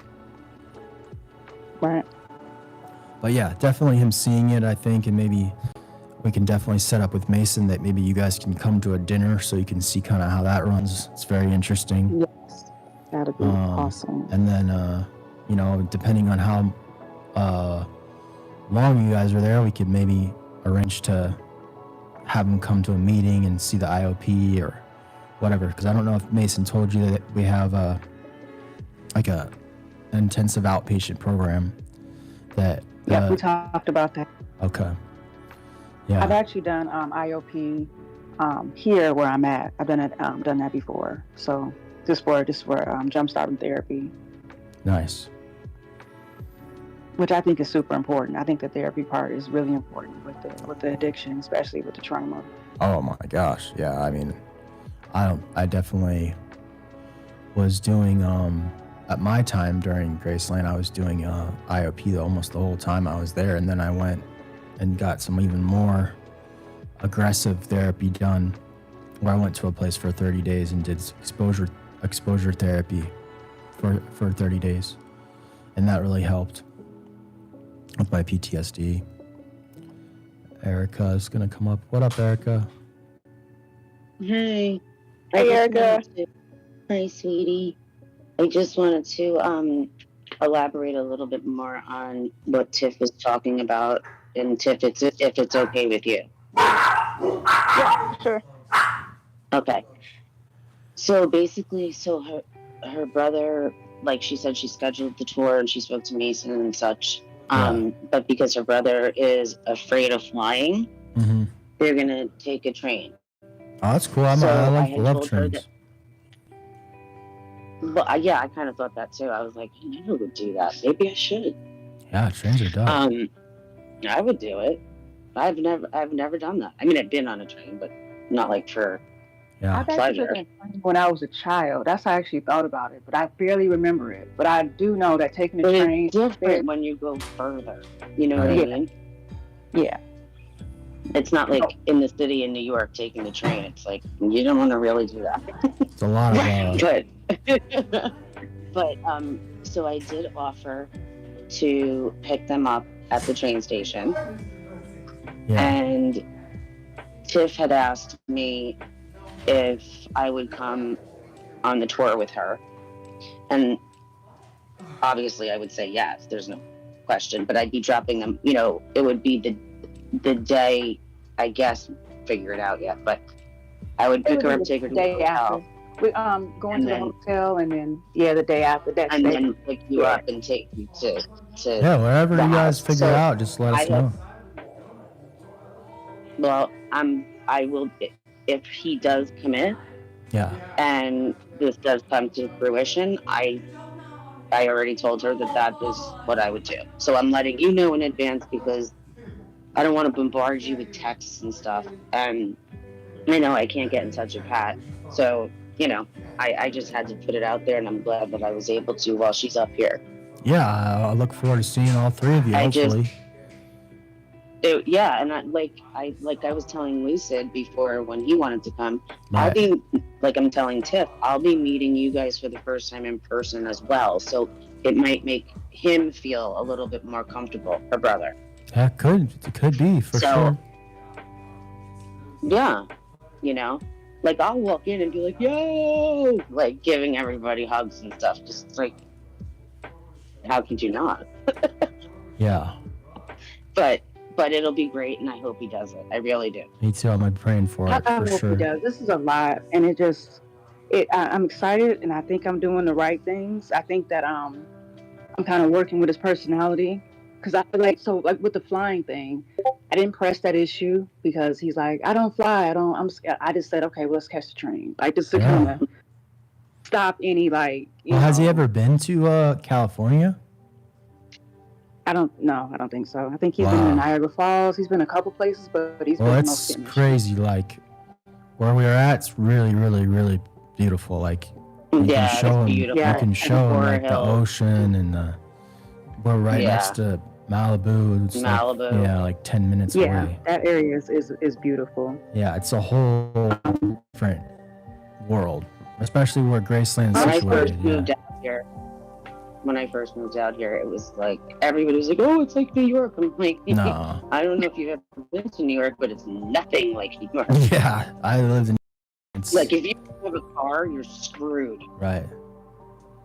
Like It's, literally. everything's spread out so far. But yeah. And I lived in West Hollywood, and you have to pay to park and parking meters, and Oh yeah. if it was 10 o'clock, I'd be like, "Oh, gotta go home because I won't find a spot." Uh huh. That's how it is in Capital But in any Virginia. case- I also overthink sometimes. I hope he doesn't get kind of overwhelmed and afraid. Like No, I'm just out make here, it low I'm key. in Just be Malibu, like, California. Do I deserve to be here? You know, I'm coming from wherever this hotel here. I hope he doesn't feel like is this even for? Like, is he like? Can I? Definitely question, like, because he's not gonna go without. He's gonna bring with him. You know what I'm saying? yeah, Because otherwise he'll be sick. Even though is he using again? Just crack? And I don't mean just. I think it might be a lot of party drugs. It might be, but it might be crack cocaine and crack cocaine. That's what we'll he's just told go me. with pretty much But- probably everything that he could get his hands I on don't if he's know. in a place like that. Yeah, right. Okay. Like that, yeah. And you know, she's It's also, not heroin, you know, thank God. I know it's not that. And I just say thank yeah, God. well, he would be I very know. sick. Yeah. That's why I'm saying he'll probably bring with him. But if he, you know, you need to preface it with, if you're going to bring some shit with you, you need to tell me so I'm just aware. Because you don't want to be like, God forbid, you know, they stop Right. him Right. or something. I'm just thinking ahead. And then you're like in the dark, like, what the fuck? You know, you don't want to be like, and it's okay. because that's his comfort right now. To get him here, do you know that I almost had to lie? Well, I would have had to have lied to go to detox from Xanax because I was prescribed them. The fact that he's able, I would have had to have like drank a fifth, and I'm not even a drinker, in order to get into a rehab or into anything. Like literally would have had to lie. And we got a comment on YouTube. Jennifer, sorry, ladies, said, "Hi, Wyatt, it's Jennifer. I'm sober now 9 months. I'm not sure if you know this, but I lost my daughter, my only child, April 20th of this year. I'm going to be staying at Grata House shortly. Well, we're really sorry for your loss, Jennifer, and we're all here for you. That's really hard when it's, I don't know how I would even cope with that. Come to the Discord. Yeah, come to the Discord. The link's pinned on the YouTube. Thank you for sharing. Talk to us. I'm so sorry. Yeah. That's devastating, and she's clean. Yeah, 9 months. That's sober. A lot. Yeah. Did I say clean? Sober. Yeah. That's wow. That tugs on the heartstrings a little bit. Really did. I got A choked lot up. of it. April is more on my birthday too, and I'm just like, wow. And the fact that this person, I have no idea, like she knows my name. Like it's crazy that she's even saying like, you know, did you know? And it's like I definitely didn't know. I'm sorry, You know I'm going why? through that. Because there's so many people that we speak to. That's why it's sometimes hard. But yeah, come to the Discord and you can speak privately to me if you want to, or anybody for that matter. But just join the Discord and we're definitely here for you. Well, I can speak for myself. I am here for you. This is Erica. But as far as Tiff, as far as your brother's concerned, I think that, you know, as long as you just like go along with it and keep your tone at a certain, like, you know how to talk. We talked for hours. Right. Yeah. You know what to do, but it's like, maybe if I just run you through it and we just do it as like a rehearsal. Well, I so to speak. appreciate that suggestion because I didn't think, he wouldn't bring something, you know. Yeah, definitely. And he but needs that's why to tell you, so you're not just thrown off if he starts, you know, if he goes to the bathroom and he disappears, you're going to know. Right. Yeah. You know why. That's why, like, after yesterday, I kind of like I haven't spoken to him. I know he hasn't disappeared or anything like that, but I just kind of want him to process everything. Yeah, just don't overload him because then he'll feel like she's pressuring me. She wants me to go like tomorrow. You know what I mean? Exactly. So the less, like, the tone that we speak to someone in really sets the tone for the rest of the conversation. And you don't, especially us, we, you know, addicts, everybody else is the asshole but us. And that's the God's honest truth. So if you come off like strong, which I know you don't, but if you were to, he'd back off in 2 seconds. So you don't want that. Right. And I'm just looking out for you. So if you say, hey, listen, you're probably going to bring stuff with you, just let me know, tell me, you know? If you're going to bring shit with you, I just need to know, just so in case, whatever. I'm not caught in the dark. It's okay if you bring it. I understand. Jennifer, on YouTube, if you click the three dots, the link will show up, and then it'll take you straight into the Discord if anybody is trying to use that link that's pinned. You got to click the 3 dots, and then it'll open the link.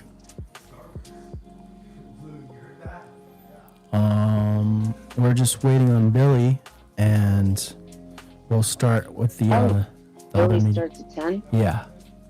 Do you have an intermission? I guess we could take a little bit of one, but yeah, Pat just got Put the here. music on. Put the music on for the next till 10. Yeah. Or we can just talk. Yeah. Well, nobody can talk in here. Really. What'd you say? You gotta talk in the mic, bro. I have a video that needs to be posted, and I don't have access to the Instagram. Do you, for Graceland Ranch? Are you the manager of Graceland Ranch and don't have the access to it? Yeah. I never got it because I was told that John runs all the social media and posts. So I need that to go onto Graceland Ranch. Really cool because like, And bro, I only have my TikToks. All right, well, you gotta get your stuff logged in, buddy.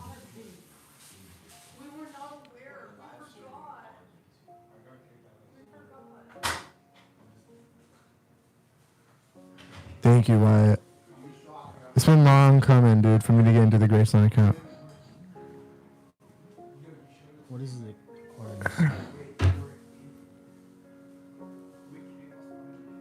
Wait, can everyone hear me in there? Yeah. Oh, yeah, what's up? Is that Erica Roselli? Yep. Yeah, she's a legend. Hey. Who is it? Who is that? I can't see you. I'm blind. Oh, it's over there. Oh, I can't hear anything because I need where the headset. Oh, hi. It is me. Just You can't hear me, but it's me. talk to him while I'm getting you logged in. Can you hear me? Yes, it's me. It's me. Oh, Erica, hey, how you doing? Who is this? I can't see It's you. Real I'm so Sober blind. Mason. Hello, honey. How are you Hello, doing? hello. Yes, I see your name Oh up my on the god, you left. have a ski mask on right now? Oh, I do. I do have a ski mask on. It keeps my face I warm. love you. I love It's also the new Wolfpack ski mask. I don't know if you see the wolf on the front. you guys are you're breaking up a little bit. Oh, we're breaking up. Can you hear me? Hi, Mason. Yes. We speak again. Oh, Tiff. Mason, that's Tiffany. Yeah, okay, so Erica, that's And another reason You why. came in at the perfect time. Wow. Oh my goodness. Because we're going to set this up so we can tour Graceland, right? Us three. Yep, I was just telling him that. And then Wyatt said he wouldn't mind being around. So that'll be really nice.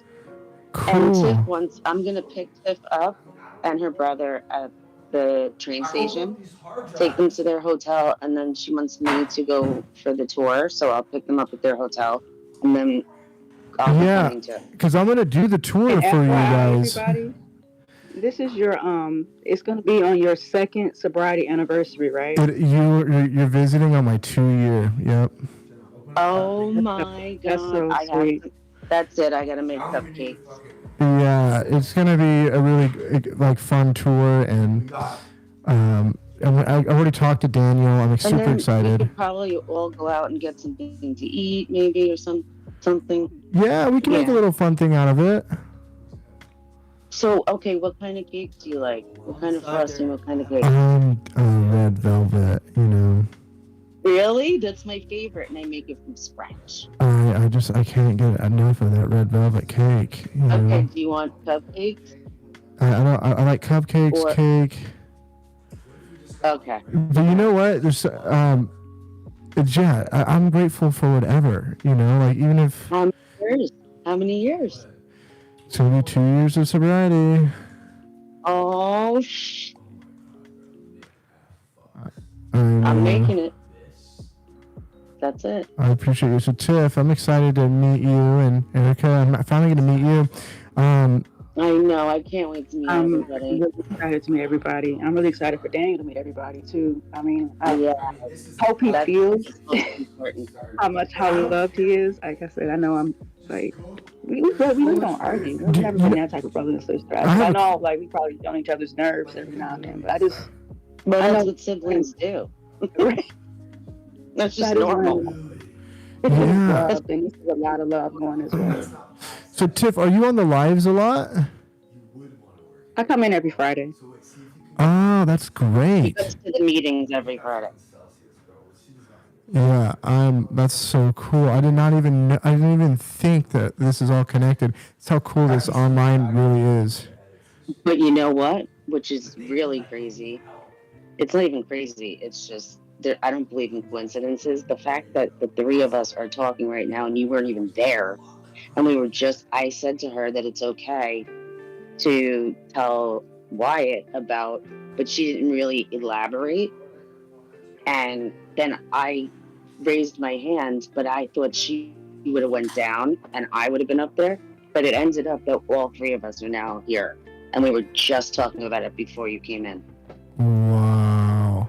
Like, still talking about it in the middle of the conversation when you came in. Yeah. So this is all like, I think this tells me that it's going to come to fruition. It's all aligned the right way. And Tiff, this is for you, sweetheart. Like, it's really going to work. And I truly believe that. I'm super excited. I'm super nervous, but I'm super excited. I would, if you weren't nervous, I would be a little concerned. And I know you pretty well, so I think that you're just really level-headed. You know how to be, how to act, but I'm still gonna like do like a little impromptu, like maybe a rehearsal, just how you would approach the situation when you are actually booked and ready to go. Right. And like I told Mason too, his big thing was like, you're not gonna bring me out there and just leave me out there or make me do anything. And I'll let him know that this is on you. This is your choice. I can't live your life for you. I just want you to see and get to know people. You know, you make decision, whatever you want to do. Yeah, and we can do the touristy thing. Like if he there's things that you can do. You know, he doesn't have to feel like he's going to jail. Right. Because that isn't what's happening.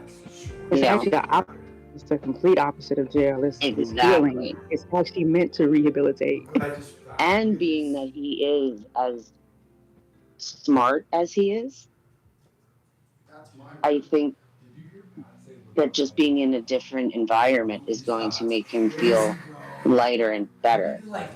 Right. Because it's totally different here than it is from where he's coming from right now. Seriously.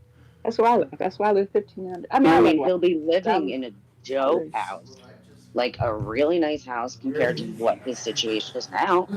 Beautiful house. Yeah. Yeah. So I mean, everything is the complete opposite, but for the better. Literally. And you know, just in case, always have a bag packed, because sometimes if they get that feeling like I'm ready to commit, boom. Maybe. Yeah, but I don't think he really has much of a bag to pack. I don't think. Yeah, you know, exactly. So like, I always say like, catch them like when they're willing. If they're willing, yeah. Once they're willing and they're there, it's unless they have a massive amount of resources, it's not really easy to get out of a sober living that is structured, that's gonna keep you busy. You know? Like, just you know that they, like, if they relapse, Tiff, they have to write 50,000 words. Mm-hmm. So just that, and I know myself, there's not a chance in hell that I would do that, because I would not want to write that. Right. I wrote 50,000 you know what I mean? words, and I did it for. Yeah, but the first 10,000 are like major, and then right after that, you could just write like I do. You can't write I do. You can't write repeat. So we do look at that. We don't read like everything word for word, but we scan it, or not scan it like through a computer, but we just look at it. Like proofread. And it needs to be. I will say that it does get a little bit like run on senses and like kind of similar sounding affirmations and like what I'm thinking that day. But I wrote 50K, which is a small novel, in 9 days. What up, Billy? Good to see you, bud. How's your trip? Yeah. It made events here, actually. Words. Like, Really? I would actually never want to do that, so I would never be left just because of that. I look forward to meeting you both very, very much. I can't wait. I'll take off. Mason, like I was saying, the good thing about it is if the bag he packs to come on this little vacation thing, that's all he could stay with that, because he doesn't have a job, he doesn't have a place to live, so he'll have that bag. Perfect. Like, if he decides to stay, we can be like, come on, let's go shopping. Mm-hmm. We'll get you everything that you need: deodorant, toothpaste, this, that, shorts, pajamas, whatever. And it'll make him feel better, because it's retail therapy. You know what I mean? Yeah. And honestly, I think it's gonna be good for you, Erica. You're gonna finally come to the house and meet me. I know that Billy's here, I can't wait. and I'm gonna get off this, but I'll talk to you all soon.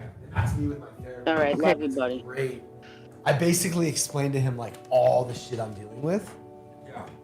And you can put cutaways on that. That could be the foundation for this video. That's gonna be the spot. Does that make sense? Or part of it, or whatever. Okay, so here's what, just what I'm thinking. Like, because you said the complex con thing. Oh yeah. So how have you been, yeah, Erica? Yeah. Let's do that. My head is pounding. I'm smoking Show cigarettes like an what the idiot. cool shit we That can may do. be why you're having migraines, those cigarettes. You know, I'm not a fan of cigarettes at all. Yeah. What? Yeah. I've only stopped twice Yeah, in my we life. also are like My filming voice has Travis changed. Scott. No, I know, but that's Yeah, like, it's there's bad. Yeah. But Please. we're gonna talk tonight.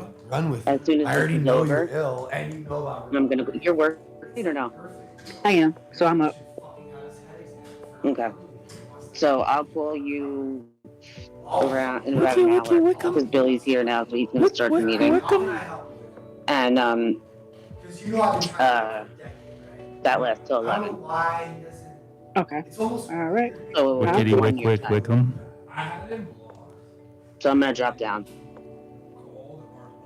Hey Billy, Hi. Who am I talking how to? are you? Oh, wow. Erica. Erica, hi. Great. Today. I'll put on my. I just I'll put walked my, into the chaos. Now Huh? he's gonna come back to us. I'll put my camera. I was like, Hello. No, I mean, no, he's ill. I don't know if you But can even that's the see me. thing, It's is, really like, dark. If the illest people could just Yeah. You know, a little, I can see you though. How are you? Hello.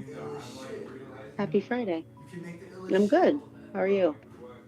Good. I'm tired. I am not convinced at all on that one. Then I'm tired? Or good? No, good. Well, you know, a lot of stuff going on, but that's normal. Well, you deserve to have an outlet as well. Oh, you know, it's the usual stuff. Money, love, fear of economic insecurity, and living in Southern Along with the California rest ain't of the cheap. country. Huh? Yeah. I'm in Mission Viejo. I know what you mean. Yeah. Like an Um, hour ago. But did he read the preamble already? Should I do that? Let's do it. mm-mm. No, but Okay. I'm gonna drop down. Tiff, you drop down too. You guys hear me And okay? let Billy take You guys are a over. little low for me. Yeah, how do I drop down? Is it, is the people Oh, area? I can hear you real I'll do good. it. Yeah. Yeah, my headphones were Okay. down because Fred was here. We've been starting a little earlier today. At like 8 I started. I Damn. know, I've been streaming for 2 hours straight, Billy. On here or Right on here, there, just or with on all the this, all yeah. the things. Amazing. This was awesome. I love you guys. I'm gonna drop down. Okay. Love you too. Yeah, let's go ahead and start the preamble. You got yours. Okay. Welcome to the Friday night meeting of the Wolf Pack. We accept everyone, sober or not, alcoholic or not, drug addict or not. We do not judge. We encourage you to share every week and check back with us on your progress the following week. Not to embarrass you, but so that we can hold you accountable to the commitments you have made to the group. Damn, I'm going to make a commitment this week. What is it going to be? I want to make some personal stuff, but I don't want to reveal what a weirdo I am, so I'm Well, not sure. look, you already have a commitment. You're already. Yeah. You mean showing up? Yeah, you're That's here. 60% of the battle, I guess. Gotta get that frame on point, though. We have all been through know? our own unique experience, which gives Like, us a this special is- voice that may only resonate right. with its counterpart. Should just be the same, though, every We time. know us. And together, we, the Wolfpack, can reach and change the world, even if it's just a little.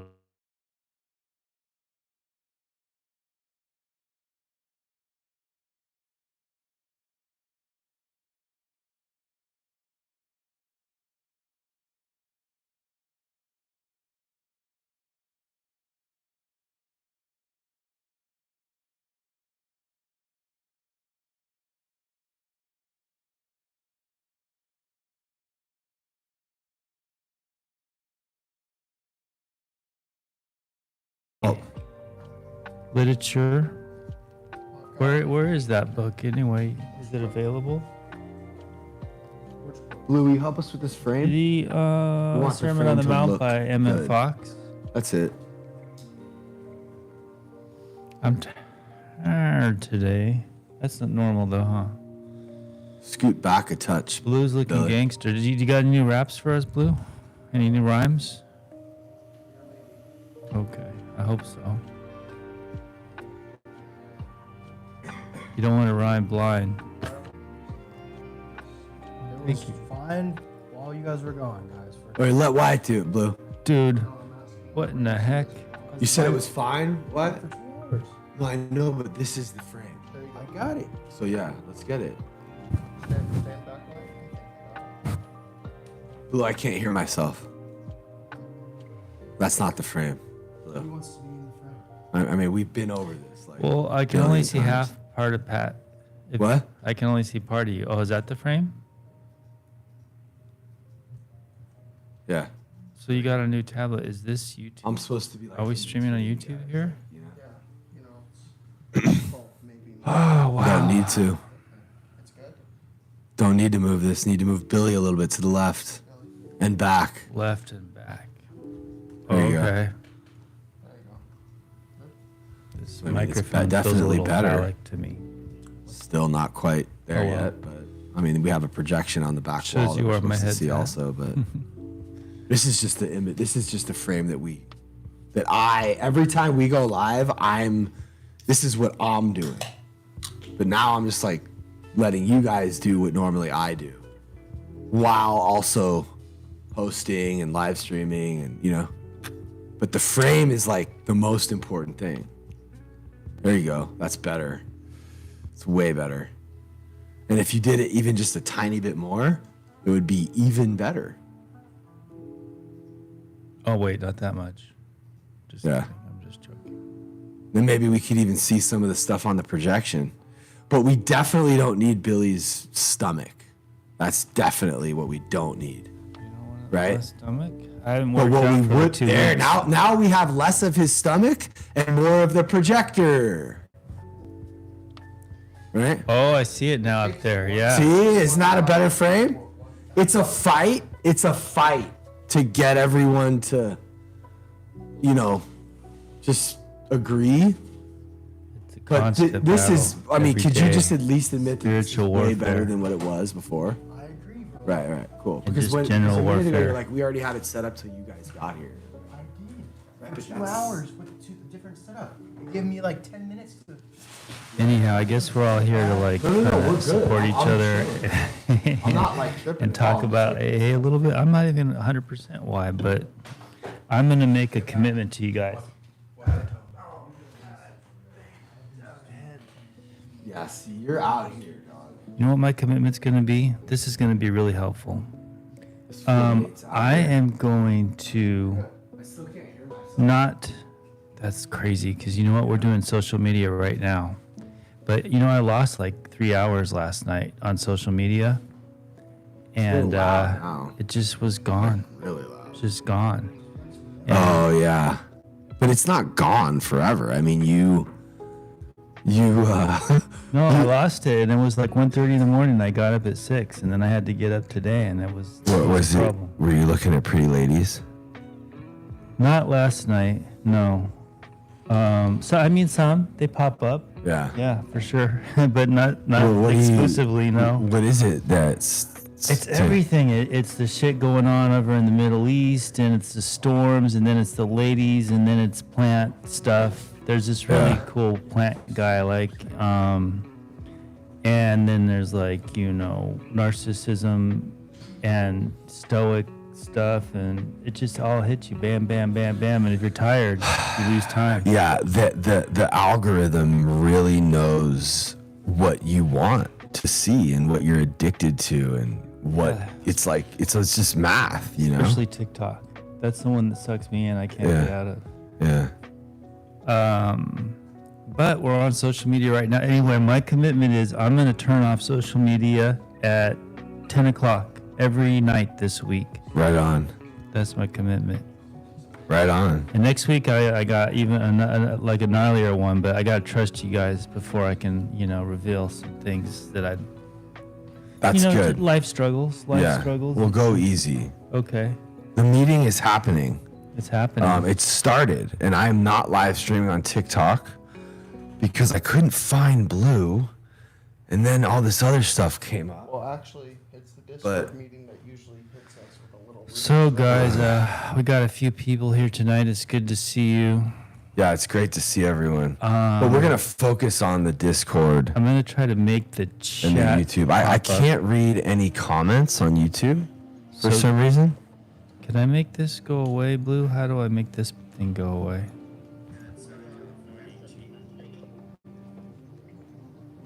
What's up, Blue? What's up, Kokomo Corner? The preamble. Loretta Lindell, my heart feels happy knowing you You are know how to starting get that out this of the new way? It's in journey. the way of the chat. I don't know you, but I'm proud of you.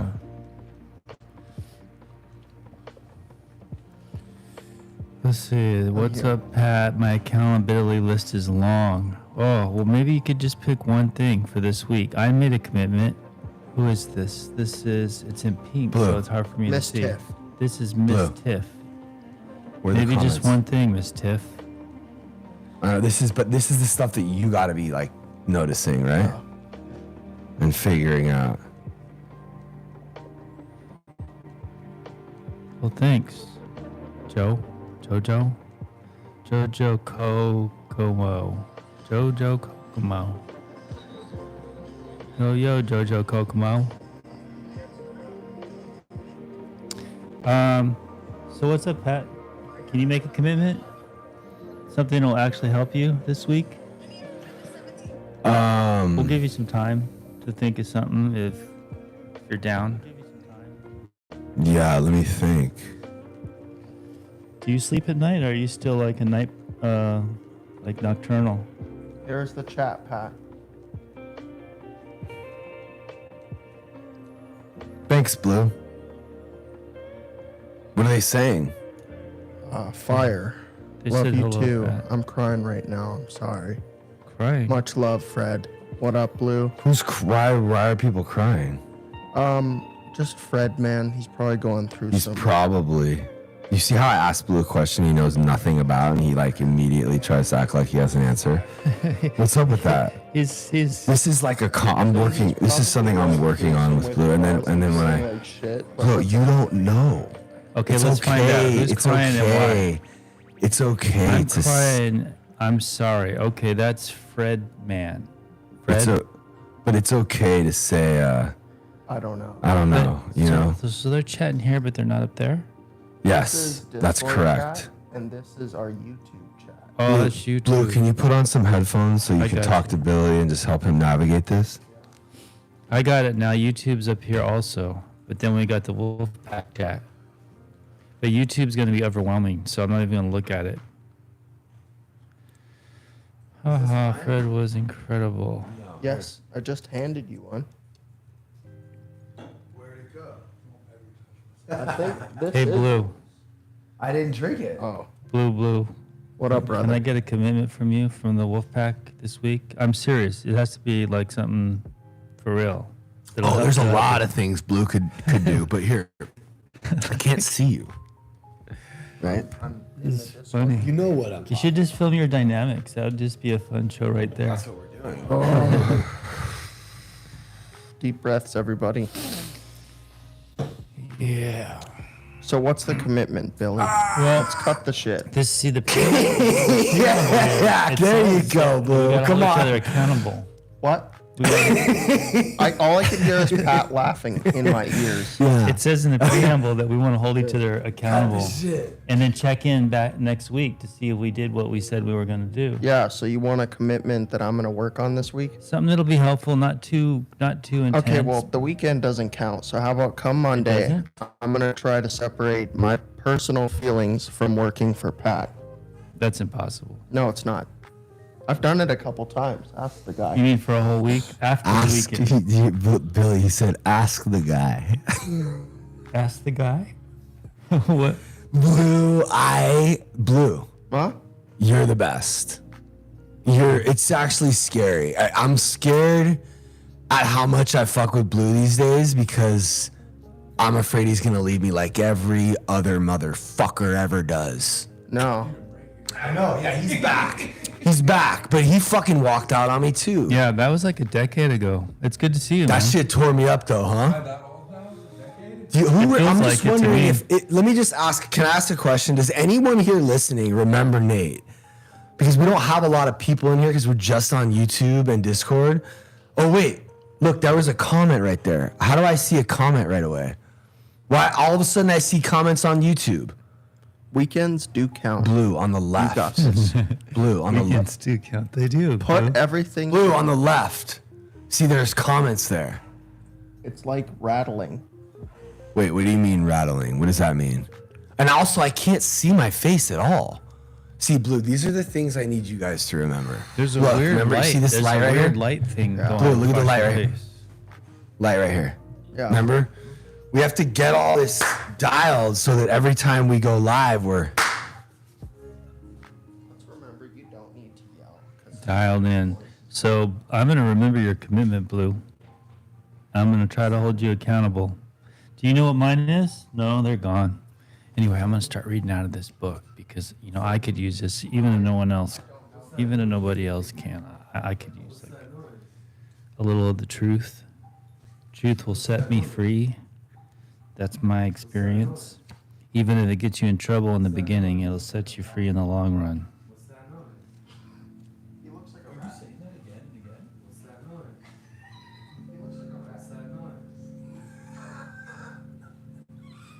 So what? Blue, we gotta go live, dog, with the Farfignugan. All right, we're gonna read some spiritual literature. How you doing, Jojo? How you doing, this Miss Tiff? How you doing, Erica? How you doing, Zach? How you doing, DC? How you doing, St. Nick? So nobody remembers Nate, but if we go on TikTok, they'll remember.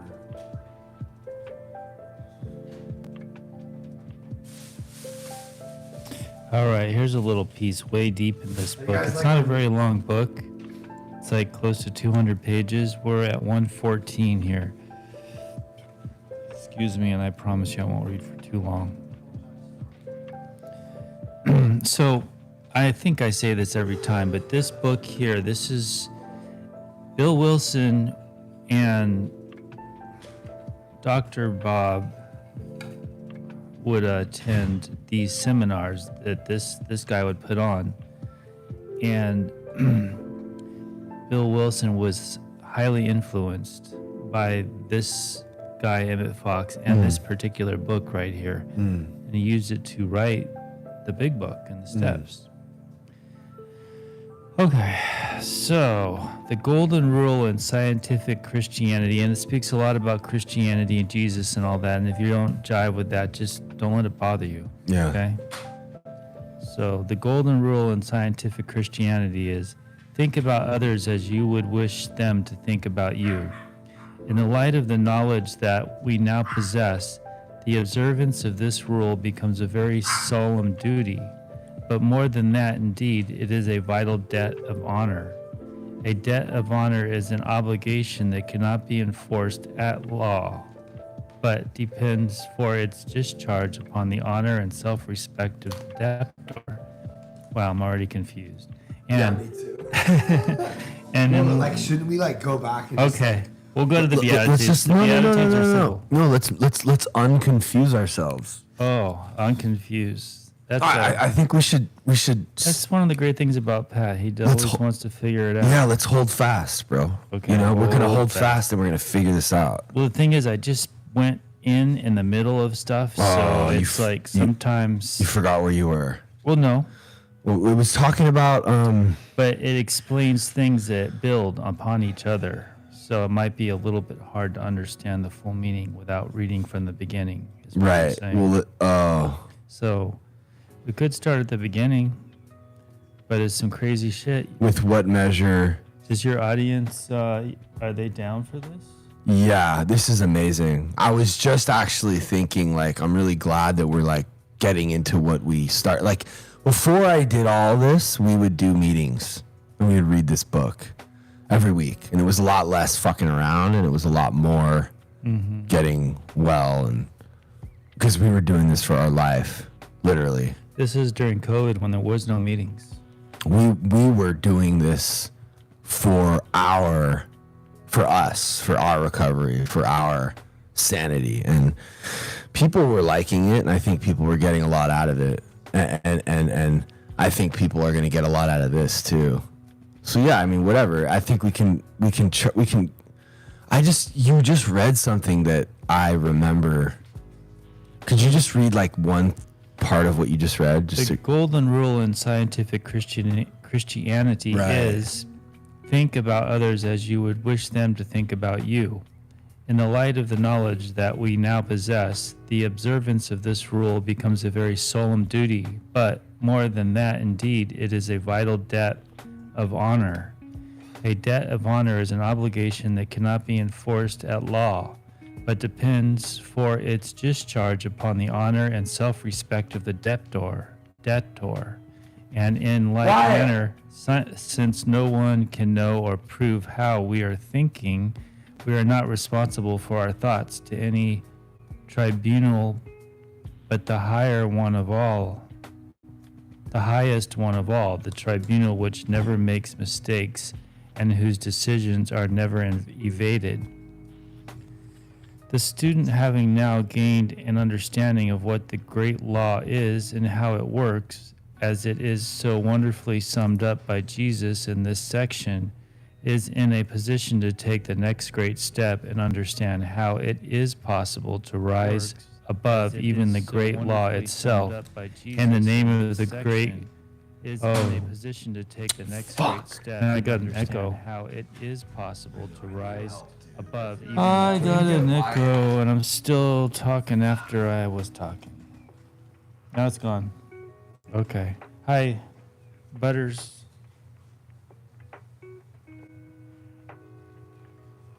I don't think Butters likes me very much. He's very hyper. Okay. The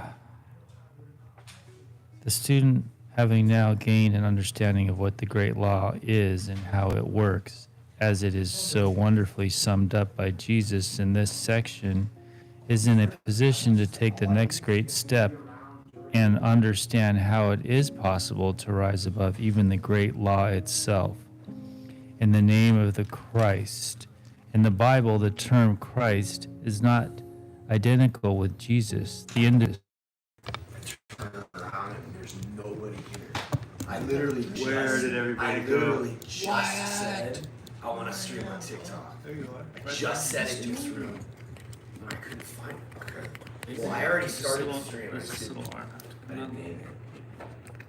Why are you mad at me? I'm mad. You are mad. You came in there like, I need your help right now. I do. We're in the middle of a. And I don't have a. We're all in the middle of the meeting. Why is the orientation? So sorry if I was like a little bit annoyed. I'm actually fine. I'm just trying to continue people here and reading a really great reading from Sermon on the Mount and maybe a sound check on TikTok. How we doing? Why are we on your iPad? Because you took the other phone. No, I didn't. This phone was here the entire time. We need to work together and cooperate with each other. Work together, teamwork. What do you want me to do? Well, I don't know why he's trying to go live on TikTok since we didn't say shit. He wants to go live. We gotta facilitate him. It's live on TikTok. Live on TikTok. YouTube saying TikTok. I was just on TikTok. TikTok.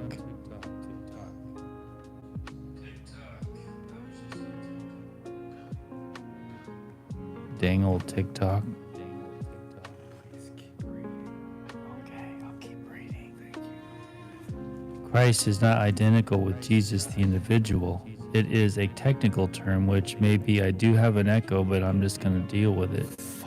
A technical term which may be briefly defined as the absolute spiritual truth about anything.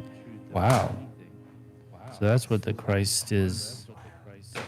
Now, to know this truth about any person or condition or circumstance immediately heals that person or condition and or circumstance to the extent that such truth is realized by the thinker. Yeah, it's getting into our thinking and you know, the recovery and our lives, from my experience in my home group, would hit this really hard all the time. Thank you so much, Hunter.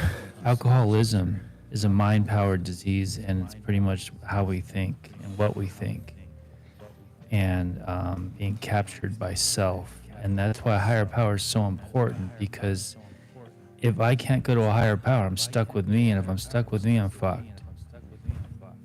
Because I'm an alcoholic with alcoholic thinking, but I'm also a drug addict. But you know, alcoholism is not really a lot to do with alcohol. It's with a way of thinking. It's in the literature, the AA literature. Thank you, Hunter. Hunter's throwing out big gifts. We are in fact mentally ill, and that one's always been a little hard for me to see, because I can see you all are mentally ill, but it's a little hard to accept in your own self, right? Especially if you're sober a while and you're going to work and, you know, treating people better.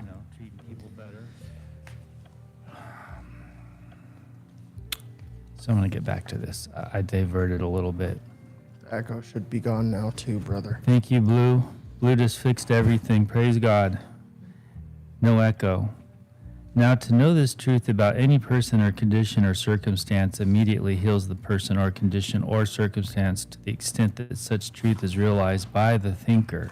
This is the essence of spiritual healing, and thus we see that in the widest sense and altogether independently of the special and unparalleled work that was done for us by Jesus himself, it is true that Christ comes into the world to redeem it and save it. Whenever the Christ, that is the true ideal concerning anything, is raised up in thought by anyone healing.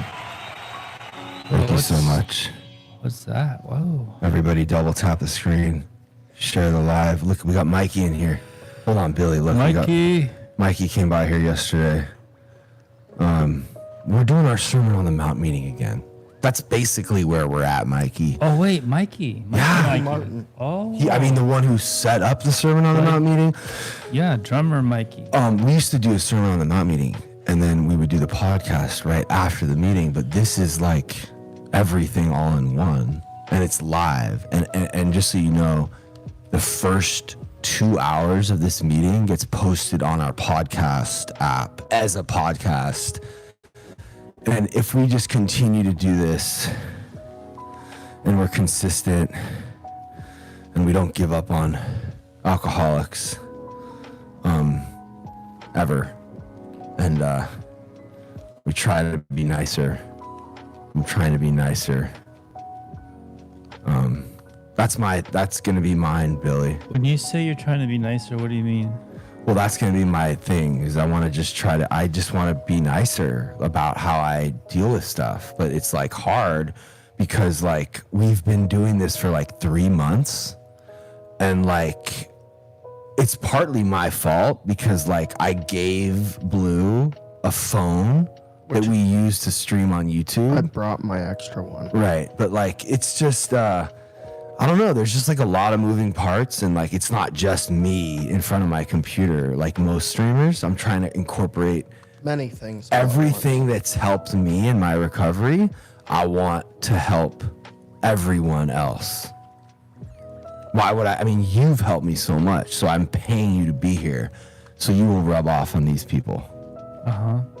So what do you mean by being nicer, though? Can you define it a little bit so that we? Well, getting his point across without being I so know what you razor mean, sharp. but I just want some like. Oh, you want me to like own it? I want a few details so that we can say that you did or didn't when the week. Well, honestly, I think the best. I mean, you should just ask Wyatt.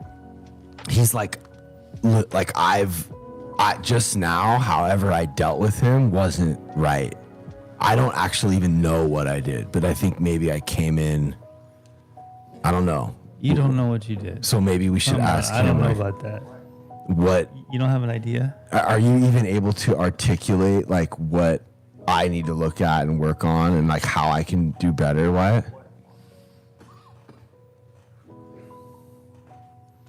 Would you be able to articulate Oh, that? you got your big book. Here, let me buy glasses. No, right here. Small text. I'm just frustrated. Brittany got her big book. All right, Brittany, are you reading it? I'm just frustrated that this was the first week that we were going to be going at 8 o'clock, and I had everything set up, and it would have been nice if you guys would have came like an hour early, and then we could have started it not in a rush kind of situation. Yeah, well, we're not rushing. It's all good. We're just Well, sort it of was a rush transitioning. because I didn't have time to take any kind of break. I've been streaming for the last 2 hours, and all I needed to do is take a bite of sandwich and just meditate for a second. And you came in saying that I needed to fix something that Blue was in the process of fixing. And that's all. Like, if we would just would have started like a half an hour early. Well, Like, I mean, just let us know, like, hey guys, I'm gonna go. I did. Take a bite. I did. I told Blue. Yeah. Oh, okay, but here's the thing. But Pat says he's going to be nicer. Can you help us? Because we got to hold him No. to that. Next Wolfpack. It's not that next he's Friday. nice. I guess it's just a miscommunication, Blue. You should have like let him know like why it needs a minute. You know? Yeah, I guess my part is that I'm scared to like interrupt Pat to tell him what you're doing. Like, you know? honestly, Billy, like, I don't even know what's real anymore because I'm dealing with like very, very sensitive alcoholics who are like making a lot of mistakes. See that right there? Well, I It's think like a you guys cut. kind of drive each I other know, but nuts bro, because you're like this right together now, all this day is- long, and it Pat. was an embarrassing mistake. Listen, in front of Pat my is whole audience. he's. I just look, gave you a solution though. He's No, I know, like but a it's okay. tornado. I'm not upset. I'm just stating facts. We are making mistakes. But wait, what did you say about? Wait, I'm sorry. I The didn't solution was if you No, could have no, came No, what did you just say though about after I said? because you're cutting into us. Like you don't have to say it was a big mistake. But it was. It wasn't mine. I was streaming fine for 2 hours. But like, If you would have come up half an hour early or communicated like why? You're in charge of the stream. then I'll next time I'll call. I don't know I don't know where to go from here. Are you paying attention? I'm listening. And So like thinking. I'm paying Wyatt to run the stream and he's telling me that like he didn't make a mistake just now. I don't, this is what I'm dealing with. Like I have to be able to have people that understand normal. So that frustrates me and now I have to sit here and explain how this is like what a job looks like and how people have to Well, I don't like know if the because stream thing didn't work out, it's like there was a double, right? I guess that's my fault. It's really at the end of the day, everything falls back on me. But I've delegated this streaming thing to you. I'm saying I could have started the TikTok, I guess, earlier. You know. No, I mean no. But I here's just the need thing, all there's I no- needed you to no do is start it rules. when I It's just- asked you to it's start it. just That's ad it. lib. I put it here, and I thought you were going to start it. Anyway, what? And I can't even see the damn Wolfpack screen anymore. Thought I was gonna start it, but I never started it. Too much going on. You know what I mean? Like Like- I don't want you to just Can't even see who's there. I wasn't could trying you to go surrender. right now. here? I mean, in the argument, like I'm not I don't arguing. know, I you. don't know how to use. I'm just Oh, I'm just there we telling go. my truth. Like I'm not mad either. I'm trying to make it as seamless as I'm possible. pissed. I'm really pissed. I'm about to go off on some fools. Just wait. I should have taken charge of the TikTok and made sure that No, you I'm were, just fucking you with were everybody. in the It's frame before I chaotic. It's went and always meditated. fucking right, chaotic. that's it. That's it. It's all good. I'm not even sure. God, Jesus, and the Holy Spirit bring peace But the into this question was- conversation and a peace. common How can I be solution. nice? Amen. Amen. No, I don't think you're being mean. It's just like I'm tired of like the little jabs though. Right, right. When I'm like hungry and shit, and I'm like trying to take it. I know when you're doing passive aggressive stuff. I'm not stupid. I know, but I'm not like trying to be passive aggressive. I'm just trying to let you guys know why I'm frustrated because there are mistakes happening. And I'm trying to like be chill. It's not a passive aggressive jab. It's really not. It's just me saying what's happening. And if it's different style of leadership. I'm just not used to. Well, we're working out some shit here. I hope we are. It is a I lot. want to try to be nicer, but I don't know. What does that mean? Be nicer? Like, are you gonna be like, "Hey, please do this. I'm a nice guy," or what? I don't know, bro. I really like don't. This is like who I But you am. came up with it. You said you're gonna be nicer. Well, I mean, you know, like when I like just now, like I normally would have gotten a lot more upset and like you know, maybe raise my voice or maybe like taking it a lot further, but I'm like trying really hard to just like talk to Wyatt and like let him express his feelings and like hear him out and like be nice. Right? That's literally like, this is like me. I actually do care about these people. In a normal work environment, your feelings don't fucking matter at all. Shut the fuck up and do your job. That's normal work environments. Right? Yeah, I don't know why you're not like agreeing with me. Oh, for the most part. Right, for the most part. Yeah. But here, you get to do whatever I really do want everyone to do like what inspires them. And we found that for Wyatt. We found a really great role for Wyatt. But I just think he has to work on like communicating What more. his moves are. Every move he makes, like I want to know. Like it's funny because wait a second, hold Reminds me of on. a song, I want like, less of that from Blue, but I want more of that from Wyatt. Like he talks too much. Okay. I don't want to hear about every step. That's because we got Quiet Wyatt over here. Yeah, so he just needs to learn on like, hey guys, I'm gonna go grab a sandwich. Are we good?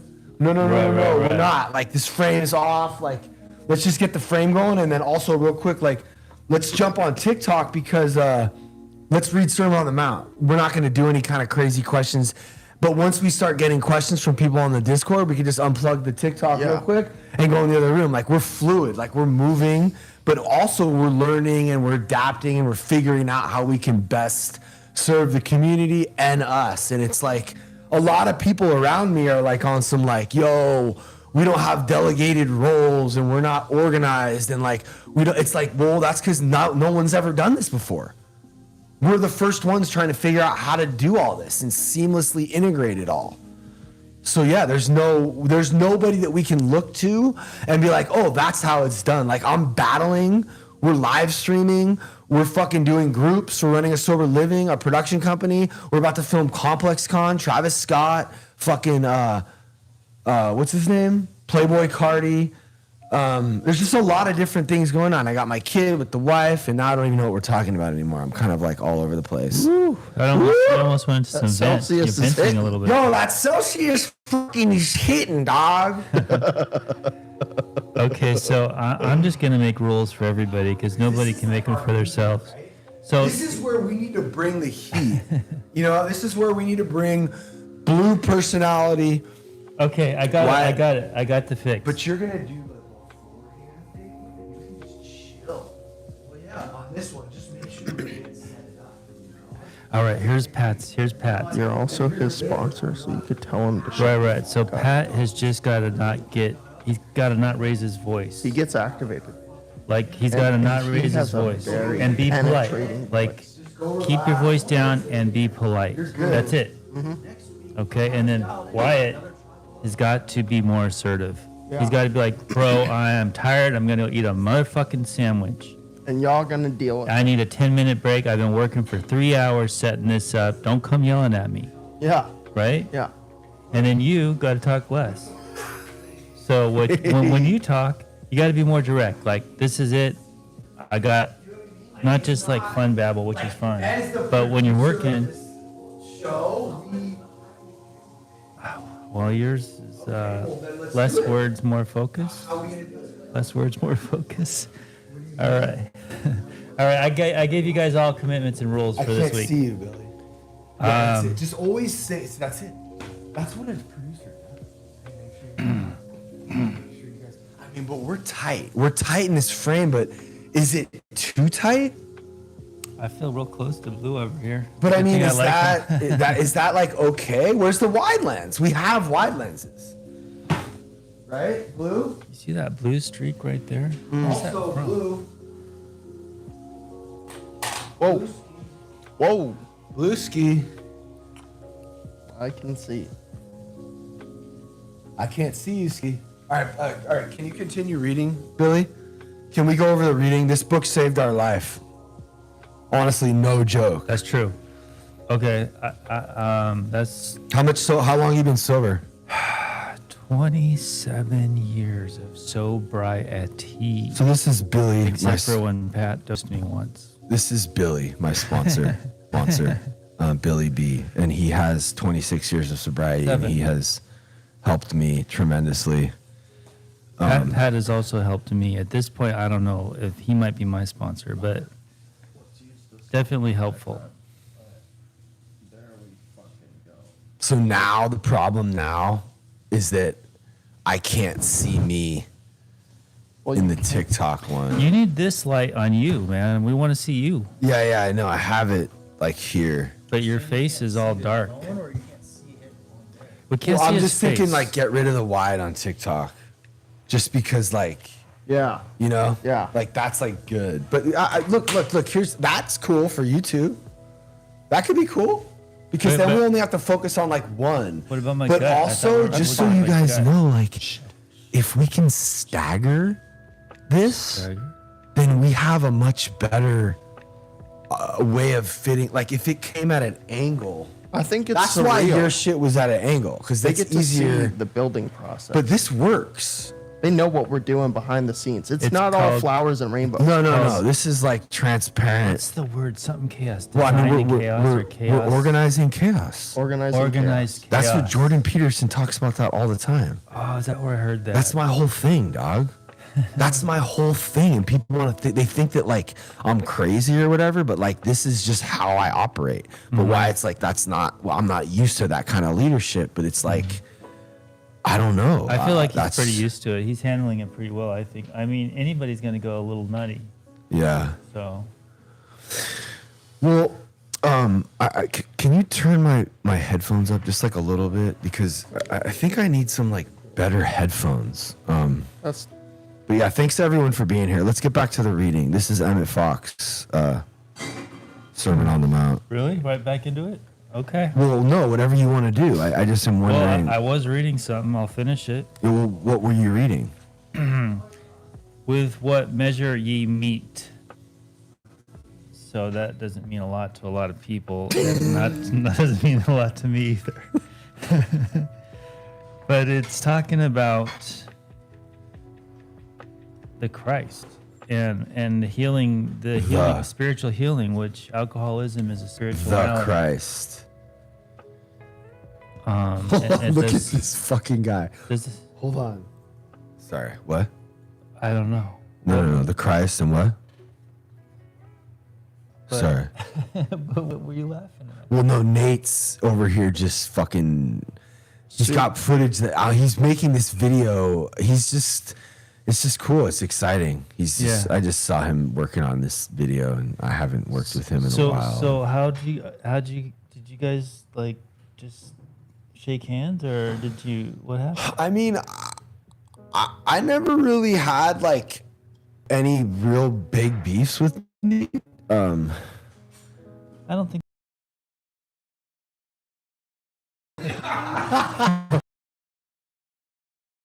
Why don't we just let Nate sit where you, please, just for like 10 minutes. Okay. I really don't want to take him away from this edit. Okay. But if there's anyone here like Saint Nick or, I mean, you know what? Can we, Blue? yeah. Yeah, you can have my spot. Yeah, no, that's what I was just saying. But you come over here, bro. You're gonna hang with me in the frame. But I need you guys to send me like. So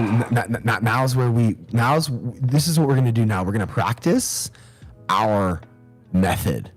Okay, so what do we do when we want to make a clip? This right, what we're about to do right now, I want it to be a clip. Okay, but I've been saying that for months. But you gotta have and somebody filming it right it's now. not. don't you? It's not happening. So no. Watch. We're gonna screen grab this, right? Because it tells you where it is in the live. Nate, pay attention. No, I'm serious. Isn't this smart? Well, you used to have somebody Nate, just walk around filming. Isn't this kind of smart? Yeah, but isn't there a button? I think there's a clip button from when I was doing my Fortnite streams. Wow. See, here we go. This is why I miss Nate. Blue, did you hear what's happening right now? He's about to tell us how we're going to do this better. No, I'm not. I just said that I know that you can, and I'm going to Google it after because See? any information in the world is available on Google. See? You just That's have to even seek better, bro. Hold on a second. Did you hear what he just did? Yeah. He said like, I don't even know for sure, but like this is what I'm trying to. Okay, so let me just help you. I'm sorry, Nate. Blue is like ill like you. Yeah, when it comes I to know. technical He's the shit. homie. Like when it comes to like, he thinks differently. Okay, so does Wyatt. So does Billy. Like No, not with this stuff. Well, but you think way differently with other shit. You're a different kind of dude. Right. That's why I fuck with all of you guys, because you're all weirdos. We just think like Just kidding. we're not like sheep. That's it. Those are the kinds of people that are gonna end up around me, because I can't stand followers, like people that just do whatever's the easiest thing to do and not the right thing. What is this? That's Discord. Why? Like your head's like. I know. Thank you, dude. You see, but you've been sitting here this whole time, and he never once thought to do that. I mean, your whole head was cut off. Right. But this is good. This is good. See, we're learning. We're learning. This is what it looks like to teach. Look, drug addicts and alcoholics get sober, and you think that they're just like ready for work. Let's get integrated into society. Mm-hmm. Okay, but Yeah, I mean, I think the whole thing about like addicts and alcoholics and people like me. Oh, see, now I'm getting called out. Yeah. I think the thing is like we fall into these sort of things. Well, why is the arm all the way over there? I don't know what to do, but you're not on TikTok. You are, but like you're kind of almost not. There you go. See, what are we gonna do, Nate? We need help. All right. I think the thing is like our brains work differently, and that's why we struggle so much to fit into society. And we have these things that when growing up in school and stuff like that, it's like we don't fit in and we know we're different. But society constantly tells us it's a bad thing. And I think a lot of times when you sort of fall into becoming yourself and fitting in for yourself and falling into who you are is when we start to get better. When you start to actually like lean into your into your like they always like they say, I heard this and I loved it. They said don't judge a fish on its ability to fly. I thought that was dope. I'm not gonna judge Billy on his ability to edit. Yeah, like we all have our strengths, but like in school and stuff, it's like if you don't fit into like learning algebra. Like I couldn't tell you the first thing about algebra, but what I can tell you is how to like delete the preferences on your Mac and make Premiere work. Or do like some fire ass color. Yeah. Which is low key like maybe the most important thing. But listen, so Nate worked for me. Will you just tell him your relationship with me? Oh my God, I don't even know. I don't want to do it. I would rather you just I could do it. I can do it because it'll be very brief. Yeah, you do it. Okay. Actually, you know what, Billy? Hold on a second. This is the clip, by the way. Saint Nick, or whoever's in here. Well, you know what? Can we bring Saint Nick to the stage? And is it okay? Like slightly personal. I mean, we're talking about our lives here. I'm. Slightly personal, yeah. So this is what I'll say, Nate. Yes. I'm not gonna post anything without running it by you. Okay, cool. Then, yeah. So how many people are watching right now? Just like 100. Okay, 100,000. No, just 100. No, just 100. I mean, I'm not gonna be rude. Wait, what'd you say? Okay, that's okay. It's probably been frozen for a while. That's the crazy part. You know what I'm saying? But that's this okay. has been spinning like that. Okay, guys, we might need to take one small break. So they can't see but us now. Hey, Pat. Whole computer.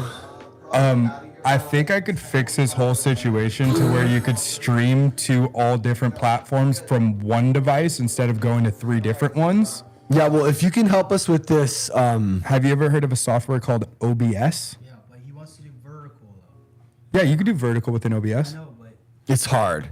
But Nate can help you. Our savior Nate is here. So, does that mean? I wonder why that froze. Discord is not hearing us now. Discord probably hasn't been hearing us for a while. Discord's hearing. It's But listen, this is what it looks like. Oh, yeah, just YouTube's frozen. It's all we're just look. It's funny because Billy, listen to me. Yeah, I'm listening. You I've don't been need to listening the whole sigh. time. You don't need to do the deep sigh of. Oh, I just do that. It just happens. Oh, okay. Yeah, are you taking things a little personally, Pat, or can the guy breathe, or what? Billy, look at me through the phone. Oh, okay. That's how you have to. I see. You know what? As a matter of fact, just lean in a little bit, and like I'll lean in a little bit, and like just really just try to look at me. You know what I'm saying? Okay. While we're all here talking, because this is my attempt at fitting more people in the frame. You like that, Nate? Like what? My attempt at fitting more people in the frame. Look, we almost have all of. I have Billy's side. I have a rolling stool behind you with a fucking microphone on a fucking. You see this? Yeah. I mean, it reminds me a little bit of a DJ back there. It's pretty clever, no? I mean, that was Wyatt's idea. Cool. We're never gonna like finish a topic. Yeah. Well, but Okay, that's so hi. You need. but that's live streaming, bro. Oh. But Nate, we're live streaming, right? And that's Erica Roselli. What's up, Erica Roselli? And that's Erica Roselli. And that's Saint fucking Nick right there on the top. Sorry, I'm just excited because I don't. This is the dream of us all talking together and live streaming and having assigned roles and like a stage where people can come up and talk and we're all helping each other. It's gonna happen. This is just the very beginning of it, and it's very clunky. But now we have Nate in the mix, and Nate. Let's stick to that for a second. No, I know, but I'm like, I just want you to understand. I want to see how Nate got here. I know he's. Yeah. He's Well, good at okay, what so he does. Billy's going to explain our relationship and our history, but you're also going to look at me through the phone. Oh yeah. Go. Yeah. So Oh my so God. okay, this is a real quick synopsis here. Wait, So wait, one quick question. What's up? Pat asked for Nick and I to come up. Yeah, I would love for you guys to just be up here, like with us when we do this meeting, because you guys are like staff, and I just Okay. we need help. Like, look, this is the thing is when when someone's doing something, I'm trying to do something else. I'm trying to figure out how I can help in another way. So it's like we're focused on the live stream, but you guys are in the Discord. So like, can we send out a message in the Discord? Like, I just shared my live to like 100 people. I'm just doing a lot. But like, if everyone was doing a lot, this thing will start to grow. But I just want you guys to know that like, this is the formula. This is the, we're going to be doing this every Friday. I'm not going to let it die. And we have Billy and we have Nate now. And I just wanted you guys to come up here because I need this to be a clip. Okay. So if Saint Nick can, I don't know if you want to just start screen recording now. I don't know, whatever. We don't really have a good system for making clips, but like, we're going to talk about Nate for a second, who I have a really long history with, and also Billy, who's my sponsor, is here. And this is going to be a pretty cool little conversation, and he's coming back into my life now. We've had like a really gnarly falling out. Mikey is now coming back into my life now. They're all going to be a part of this movement online. Mikey was in the live stream. So this is going to be a video about like forgiveness and just like moving past trauma. Like, I've been outside the front of my house screaming at this guy with my dad threatening to bro. That was crazy. Nate. With your dad doing what? Which time? Dude, when we were fucking like about to fight you, remember? Yeah, which time? Well, there was one. No, there was like one. I'm saying though, you can come back from that. Yeah. Like, that's what we've been through, people. So yeah, I just want to make it a clip, and I just want you guys up here. And anyone that wants to be in the Discord, that wants to raise their hand and participate in the chat that we're doing, can. You just go to follow my link tree in my IG bio. I know, but like, I'm black, man. He's trying to get the lighting on point. Like, So is that no. Yeah. Nate, this I'm is what we dark. do. This is what we do. Well, you guys go. Billy, you go. Well, You're it going to was- explain our relationship. fine, though. I'm going to set up the lighting. Yeah, just not. Yeah, that's fine. Well, just slightly, like a half an inch. There. Yeah, there we go. Thank you. Talking about what I need you to be doing. I went to grab a drink. Wait, don't touch that. I know, but he's No, standing it's up. perfect. It was perfect. This is what I'm talking about. So like, okay? I need light.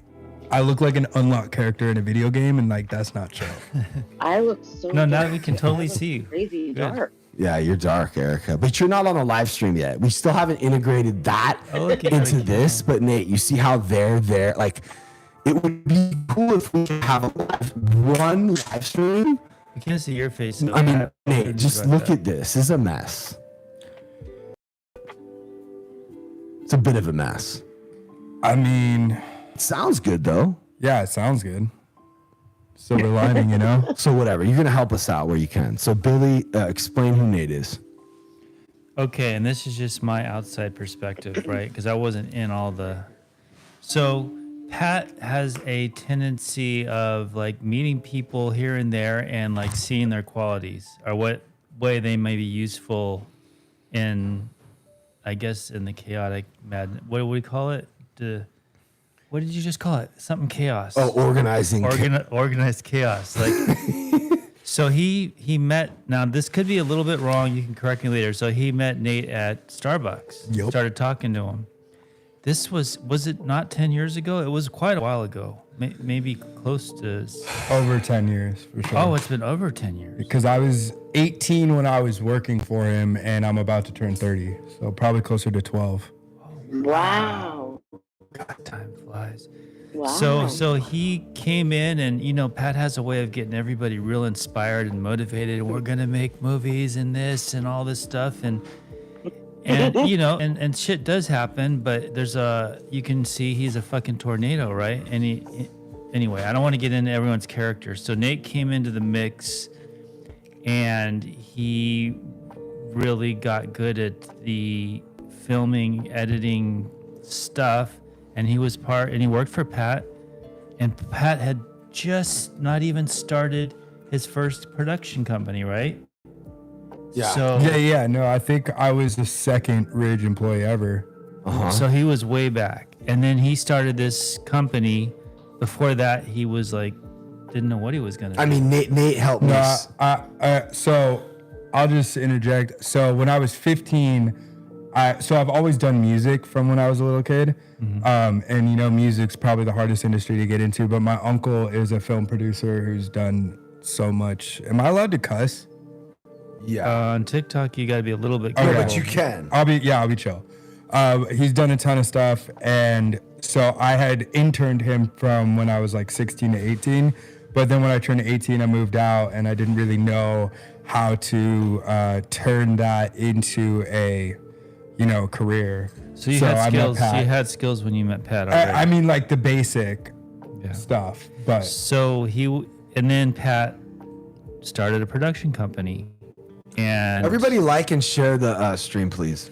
And anyways, Nate was just like, you see what Pat does. He gets a protege or whatever you want to call it, and they become enmeshed like this. Xander, Johnny, Blue. And then it gets emotional, and he's a tornado, so that can be hard to deal with. And anyway, I mean, I've always said that Pat and I are so alike. That's why it's like hard to hang out, because it's like I'm very strongly opinionated and manic, creative, crazy. Yeah, and you get two of them, and it's like it meshes up perfectly until it doesn't, and then it can. I don't honestly, bro. Like, I don't really even remember like having issues with you. Like, I mean, that's crazy. I know. I'm gonna shorten it even more because we'll get into a long conversation here. Right. So Thank then you. he starts dating Pat's stepsister. Yeah, so he's dating. Okay, so we live in my stepmom's house. It's not. We're working out of this big house. It's like a mansion. The production company, we have computers down there. This before the production company, it was the music, the Hypercrush, the band, and now we're downstairs. So we're in their house, and she has. My father married her, and it changed. I thought Billy was telling the story. Bill. Yeah, bro. That's awesome. It changed our life forever because she's very successful, PhD, you know, we were presented with opportunities that we didn't have before, you know, and then here's this guy, Nate, dating the sister, my stepsister. And he's more in the family than I felt. I felt like at this point you were having some real relationship issues with your parents and your stepmom, and that was a big button for you. So Nate comes in and he's like in the family dating the daughter, like what just happened? And then they were doing that thing, but he became enmeshed in the family, and you know, all these emotions get tied up together, and you know how Pat works. It's like a bromance for a while, and then you break up, and there's some real hurt feelings. This happens again and again. It's not just Nate. It's happened with Wickham, and it's happened with Rudy and Woody, with me and Woody and Mikey, Michaelis, Chris. No, I'm serious, dude. Yeah, These are people Michaelis came out here from Bali, lived in my house. Like, you lived at my house for 6 months. Mm-hmm. I'm not even saying that I'm like special or holier than thou, but like, I don't know, like, I feel like if I was Rudy, it would have been different. I would have left differently, you know? If I was Nate, I wouldn't have just ghosted me. I didn't hear from him for a fucking year. I think that you were upset that I didn't consider a mental, like what you were going through emotionally. And that was actually, looking back on that, like, I want to just say that, like, I'm sorry I wasn't able to be there for you as like a friend, because I was trying to be there for my sister. Yeah. As a brother. Which I totally understand. I think that was the thing at the end of the day. Bro, this shit looks so much better. Can you freaking listen to me, bro? Why didn't you even think of this? I did think of it. Did you not see me trying to move these little lights? Okay. I don't care how you look. I care how I look, bro. Bro, but look at this. We got the Asteras. We need to fix these Asteras, by the way. Sorry. Continue, Nate. No, what I was saying is I think that was the thing of, with all the things that I was going through, which you still don't even know, like everything yet. But like the point was that, like, who was on my side? Right. I was the only, like, I know, but Nate, as soon as I had a problem, I'm thinking, bro, we're about to go to Africa. Yeah. This fool has a plane ticket booked. Oh, bro, it's first class, dog. We flew first class to Africa. You were coming. You were already on our side, so I didn't understand. Well, and that's the whole thing is, like, why leave? Like, you chose to be on your own apart from us, so I'm like, wait. So why? Because I was gonna die. I mean, but why didn't you tell us, hey, because I wasn't mature enough to even process my emotions. Like how are you gonna communicate something you can't even process yourself?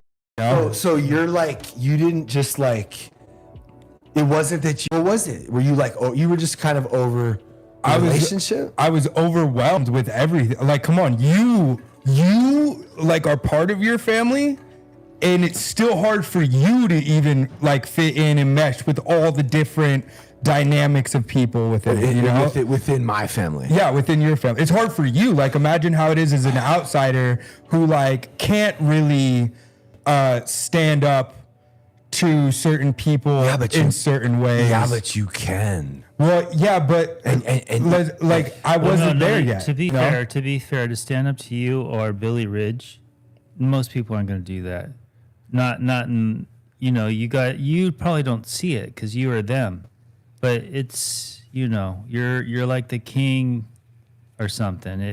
And like living in the house, there was so much power over me that I didn't have a leg to stand up on. Who the hell am I to make a demand how I'm talked to or treated, and all this stuff built up on my anxiety, and I didn't know how to process or to deal with it, you know?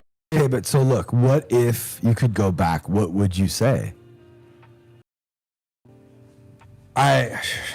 See, that's the thing, bro, is like,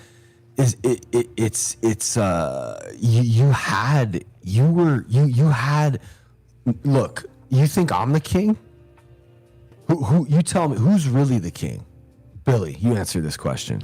Well, it's Billy Ridge. No, It's not. Well, he's the king, but, Well, but the queen, he's the one. the queen is really running the show. Oh. Okay, and you had her on your side always, right? And low key, she's the one in charge, and I'm over here getting like, why the fuck are you picking on Nate? Why the fuck are you waking up Nate? So I'm in trouble now. But see, I think and that's all perception. You know, the thing like I was literally getting chewed out by my stepmom because I was whatever. If you're looking at a 6, I'm looking at a 9. You know, but like I've always felt like I was not doing good enough. You know. Wow, that's so crazy because like you had that perception. I always had the perception of like. Like I'm never gonna be able to work as much as your dad, and am I gonna be accepted into the family if I don't do that? And it turned out that I was so much more worried about the family than I was my actual relationship. And then meanwhile, Taylor's working nights and like sleeping all day, and I didn't even see her. And then it was just like, what the hell am I even doing here? And I can't I just like ran which isn't the big boy thing to do, but it's what I did. Just make a caveat here. We're all addicts and alcoholics to some degree. I mean, maybe not 100%, but we definitely, everyone in this group has emotional issues. We don't go pick like somebody from. Yeah, his name is Pat Ridge. I'm just kidding. all of us, including myself. So we're not like, well, how can I say this? We got issues. So we're bringing people together that have issues already and don't know how to like deal with shit. So that makes things even more, just throws fire. Like, am I ever going to say that I handled it right and I did the right thing? No, not at all. I don't know how I would have handled it better. It was a tough situation, and I don't know if I could have fixed things or went about it a better way. The only thing that I know is that I've grown from it. I don't have the ego to say like, oh, I did, it's your fault. Like, no, I wasn't perfect. But like, can we just like whittle it down to like what, like, if I love someone, I'm not going to just leave over some like pressure or some shit. Like, so really, like, what's the true reason for you just like walking away? But it's gotta be. But that's you, right? Like you, if you do, I like maybe that's because that's what I've seen in my entire life, which is not right or healthy. Right. But so you were still like, you still loved Taylor when you left. Yeah, of course. See, that's what I don't understand. I wasn't. That's what I don't. That's the part I don't understand. Because you can drown in your own anxiety enough to where like everything gets cluttered and clustered and you can't see anything clearly. Like literally when I left, like low key, it was like coming out of a storm, and I just like got a breath of fresh air because I don't know how to like. I don't know how to like calm what's going down, or I didn't know how to calm my mind down of the anxiety. So like the only thing that gave me like a breath above the water was just to get away from it, you know? Yeah. So Billy, does this all make sense to you? And you were there too the whole time. So do you want to just like kind of like Well, I think it's beautiful, and this is one of the things about Pat that I really admire. We don't need to stroke his ego. No. I know, but I'm just telling the truth, whether it strokes his ego or not. So the truth is, he's always willing to put out the first hand and work things out, even with people that he's had issues with. And he did that with me too. Me and Pat, I wouldn't be sitting here either, to be honest with you, because I had my own stuff. Yeah, me and Billy had. We have a whole different story of him. And what it takes is a lot of willingness and maturity to like really back down the ego, because you can't even see how your ego's operating, right? Yeah. And for us to all be sitting here together now, it's beautiful. It's really growth, and it's good, and we all have attributes and defects, but this is like one of the. It's funny how it happened in a row though too, because like Mikey came over last night. Yeah, that's great. Right Mikey now, Martin? Yeah, he just showed up at my house yesterday. He's gonna be in the mix again, big time. Wow. Damn. No, but I feel right now. I just feel so. I'm gonna use a word Kanye likes to use, energized. You know. Uh-huh. You heard about that, Nate? Yeah, I've heard about everything, Kanye. Yeah, well, that's a great word. What does he say? He says likes to use that word instead of like inspired or motivated, like energized. Like this is energizing me right now. Like having us mending this relationship. But the lesson I just want everyone to learn, and I think that if Nate can sort of like acknowledge this, and then everyone else that's like paying attention to what happened. This is a falling out we had, and you turned. I guess my question to you would be like, if you could go back, would you change anything? So I think that's a complicated question, right? Because okay. Wait, no, let me finish. I'm cooking. But okay, go. Because like it's like, would I change anything? I don't know. Like I feel like sometimes things just work out the way that they're supposed to. Like Taylor's obviously happy, and I don't think I was in the position to like be good to her or anyone else in that mind state or at that time. Yeah. So it's hard to go back in hindsight because things. But this is what this is working out. The point What is. are you getting at, Pat? This is Curious. what I'm getting at. Okay. When you have anxiety and you're scared, the best thing to do is talk to the people right away and tell them the truth, okay? Because I think that had he done that, we could have worked it all out and he could have felt better. We could have went to Africa. I think things could have been, I'm not saying that's what should have happened. I'm glad everything happened the way it did. It was supposed to happen that way, and he had to learn his lessons, right? Well, exactly, and that's what I was gonna say is like I've grown so much from then that it's like, what you're asking me, what would you go back and change? It's like, I don't know. I needed to learn the lessons that I learned and go down the path that I've learned to be on. Yeah, but I don't know. I want to know for sure that you did learn this lesson. That's my curiosity too. I want to see how things go here, because if we have a falling out, which we probably will, wait, but no, Billy. I want it to be handled better. That's all. Yeah. Yes, that's what I'm saying. Is like, just like I feel like that's always been your thing. Is like you're a lot like you kind of just want to avoid the negative, uninspired, lame, fucking icky situations. Like you ignore them, you avoid them. Like if it's if you could just like get it done and avoid like the argument, like you'll do it. You'll just get it done. Like you push things down a little bit, I think sometimes, and just I think the one thing that you could do is just be honest. But the crazy part is Billy, I don't even know if he really knew what his truth was then. No, and that's what I'm saying is like hindsight's 20/20, right? But like in the moment, I just feel like I can't breathe, and I didn't know how to solve it. But I was a little baby boy. Okay, so how are you gonna solve it today if that happens and you can't breathe?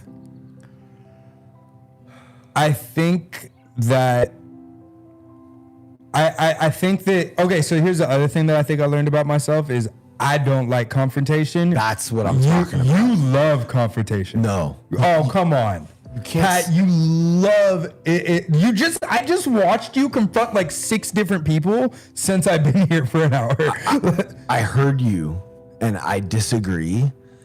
What I want is for everything to be better. Yeah, but when there's a problem, you have no problem confronting I'm not even saying confrontation is a bad thing. I'm just saying it is. You even told me like, oh, the first thing you have to do is go to someone and talk to. That's confronting. Someone. It's not fair for you to tell me how I feel about that. And I feel like people have been doing that my whole life. Like Steve and Ange in Hypercrush, they were like, you're supposed to talk to the manager. Like that's what you do. And it's like, I actually don't like. I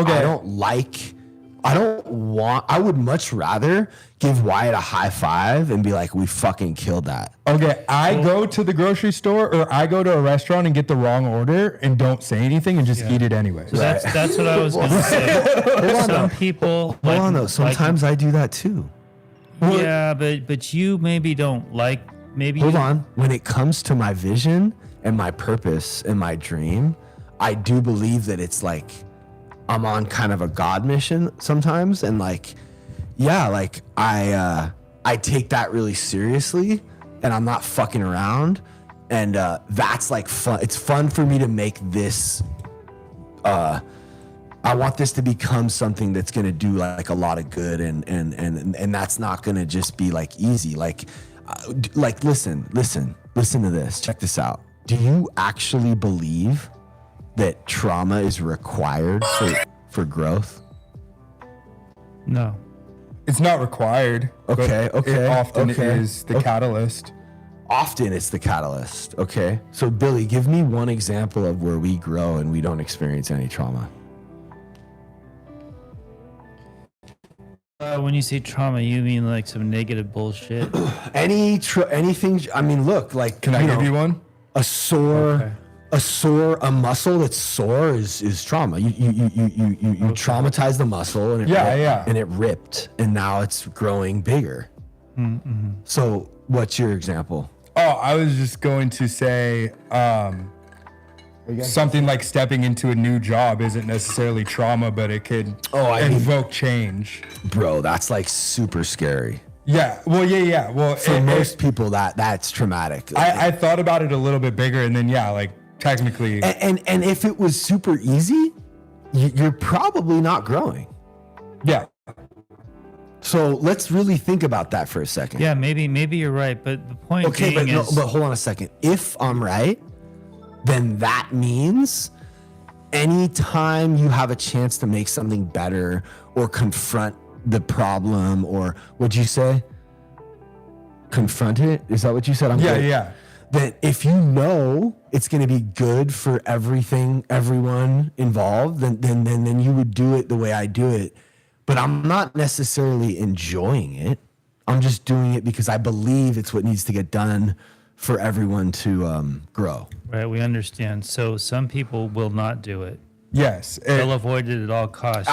You will do it if you need to. I honestly believe that that's like a character flaw, and that person is not as good. I believe that person is not like the caliber of friend that I want, or the caliber of person that I want in my circle. It's very common for people to avoid confrontation. Well, I know, but that can be toxic. Can I cut in here? Yeah. Well, okay. So here's the thing: is you have to, like, it. Maybe this will help you understand a different perspective. Is like, imagine it from my side, where you're so used to people leaving you, like you can't confront because it means that person is just gonna leave you. Right. You know? Yeah. No, I get it. It's like in your head. Like he left me right now. Yeah. I think it's super common. Like most people will avoid. That's why gangsters and shit, they get all up in your face because they don't really want to fight you, but they want to intimidate but that you, right? was something. That was something that's traumatizing. Definitely. That. So abandonment. Erica's here. Yeah. Hi, I'm Erica. Nice to meet you. I'm not supposed to look back. So Erica, traumatizing. I know Erica a little bit. I see her. Erica works for my dad. So I want if anyone has any, and she also graduated Graceland. So if anyone has any questions, I want them to ask, and also I want you to ask her any questions that you might She's have. on the hot seat. We never even worked it out with you guys. I never found out what happened, but okay. Wait, we didn't? Erica's on the hot seat. Seat. How'd you guys? Why are you good now? Yeah, finish up your thing. I'm sorry, I didn't mean to interrupt. And then we'll go to Erica. Okay, Erica. Sorry. You're on the hot seat. Do you like? Wait, I'm sorry. Someone was over there on the. Is there somebody on like a Zoom? And yes. Yes. It's not me, Erica, that he's talking about. It's the other Erica behind you. There's two Ericas. So there's Erica from the Wolf. Like no less than a fist It's the away Erica from that's right behind you. Okay. Yeah. Oh, sorry. That's which okay. side is? Make sure you have the right on the right side. Not me. On the left side. Oh. But what's happening, Pat? I just wanted you to ask Erica. So Erica graduated Graceland and she works for my dad. Yes. So she deals. So with what him is she? all What the do you time. do for my dad? Everything that he asked me to. to be honest. Anything under the sun. Like literally. Okay. So that right there is how I work. Mm-hmm. There's no structured roles. It's weird. It's kind of like maybe she should sit here. It was like Graceland was like, okay, I'm gonna move, but Graceland was like the perfect training for working at Billy's. Yeah. Yeah, it probably was. But like, I think it could be good training to work anywhere. But, you know, it's just like people have ideas of what a business should. People that don't run businesses have a lot of ideas on how businesses should be run. But I've successfully created like 3 or 4, and they're all going. They're all running. And I may have weird or different methods of doing stuff, but like. Okay, I just want to give whoever's listening a little bit of a understanding here. Billy Ridge gets up at like 6 a.m, works 8 hours. Listen, works 8 hours with one shift. They leave, another shift comes in, and he does another 8 or whatever hours till like midnight every motherfucking day. Yeah. So that's Billy Ridge. That's my- Pat's dad. That's my dad. And that's just where he's comfortable, and that's what he does. So that's not normal. No. No, I can literally like, cause I come in at 2, and I think Jasmine leaves at 5, right? So she's there from the morning till 5. Billy might like step out around 7 to have dinner and come back, but I can text him. Sorry, I'm so sorry. I'm really bad about Like, that. Fist away is. But if I like need to, if he's like ever not in the office, he's still working. Like I'm still calling him and like, you know, paging him in with another customer or whatever's going on, and he just hops on and automatically like catches up real quick and knows what's going on, and it's just like a never ending. It's all the electric business that you're doing there. So I guess my question, I have a little bit of a question. So does he, I mean, we don't want to get too personal, but does he drive you a little nuts, or how are you able to? 100%. Oh yeah. Yeah. Okay. But you're able to handle it. Yeah. Yeah, I mean, like, there will be moments. Okay. There will be moments, like, where I do take it a little bit personally, but, like, that's where I have to, like, look into myself, and I'm like, okay, why am I taking this personally right now? It has nothing to do with me. It has to do with the job and what's going on, and a lot of things that are, like, immediate need to be done right now. And, like, I've come into work, and I have no clue what's going on. I don't know where we're at in the day. Like, I help make the schedule and everything the night before, but I don't know what's done, what's going on, and like I just get asked a question and I have to figure out the answer like that. Like, is Billy pretty cool? Is he like Pat, where he gets a little excitable, or is he pretty chill? Definitely excitable. Oh, definitely. So do you think they're pretty similar? Like, I do. Yeah. I've said that to Pat, and he's like, and I'm like, no, you 100% are so similar. Yeah. What was I gonna say? Oh, so you're sober and like 12-step and all that sort of stuff. Yeah, I actually just got my year again because a week out of Graceland, I relapsed here. Well, not in this house, but in my car and then in this house. So I just got a year again, but while living at TAC. How long did you relapse for? One night. Oh, what was it? I think it was Tito's. A couple bottles of handles. Oh, alcohol. Couple handles of Tito's. Alcohol. I remember the first bottle. After that, I don't. I know that I got more, but I don't know what happened. So you graduate Graceland. You're living here for like a week. Why? I mean, were you overwhelmed, or you just weren't sure you wanted to be sober? Or? I was sure that I wanted to be sober. I wasn't. I think I was ready for the change, but I thought that I wasn't. Like going from structure all the time, every day, to coming here, and it wasn't like this like it is right now. It was peaceful and quiet. Like Mason didn't live here yet. It was just really just me, Ryan, and Madison, and Wyatt. And so it's very different. Yeah, it was. Were it you was lonely? very, very strange. Going and it from was, like all those people to almost by yourself or something? Yeah, it was like going, because I used to isolate a lot, and I went from isolating all the time to being around 25 people all the time. For how long were you in there? Like a year or something? Yeah, a year.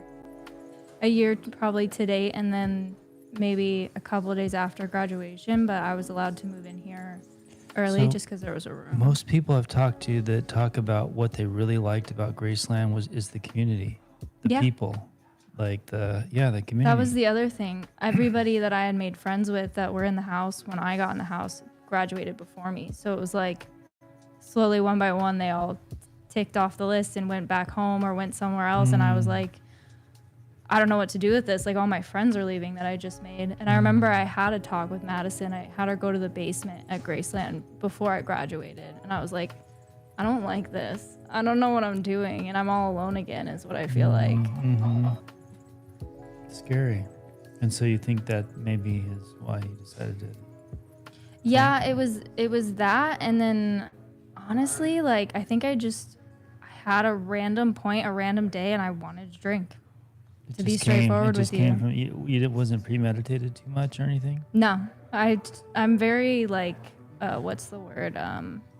Spontaneous? Yes. When it comes to drinking or like having a thought or a mood or idea, like I just kind of decide something and then I can't get it out of my head. Wow. And so now you're sober and you are an AA and you have a sponsor, you do all that stuff. Yeah, same sponsor as before. I've had her for 2 years now. How long have you been in here? In Tackaberry? A year. Oh, so you've been here a long time. Somehow you're on the radar. I think I've seen you at Graceland like twice, or you're just quiet or something. Maybe. Yeah. You don't get in trouble a lot or something. No, I didn't get in trouble a lot. I don't like arguing or fighting or. Would you say my friends that I have like a close knit group usually, and like right now I live with all my best friends. So. Wow. This house has all your best friends, huh? Yeah, Oh, that's really cool. Huh. I was thinking about that this morning, like when I was leaving for work. Like, I'll have moments where I'm just like, yeah, I'm really grateful because I never would have thought a couple years ago I would be living in a house in a house, let alone like with all my best friends. In a way, you're super stoked. Yeah. How old are you? I'm 26. This is like it almost makes me think of like, it's sort of lame, but like a fraternity or something in a way, like college experience or something like that. Similar to. Yeah. With the community and everything. Huh, that's cool. So what else about working at Ridge Production? What's your favorite thing about working there? I mean, not Ridge, I mean Conejo Valley Electric.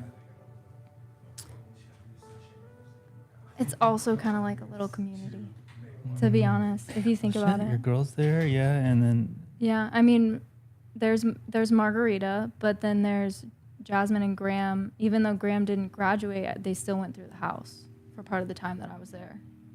Is Graham a bad boy? I don't know how to answer that. Okay. What do you mean? I mean, I've just heard some things, and I don't know what's up, but he seems like he's kind of like Billy's main man over there and stuff. I'm an outsider, so I just see... I think he's good at his job, and he's good at what he does. But he has like some of his own personal issues that have like bled into work. And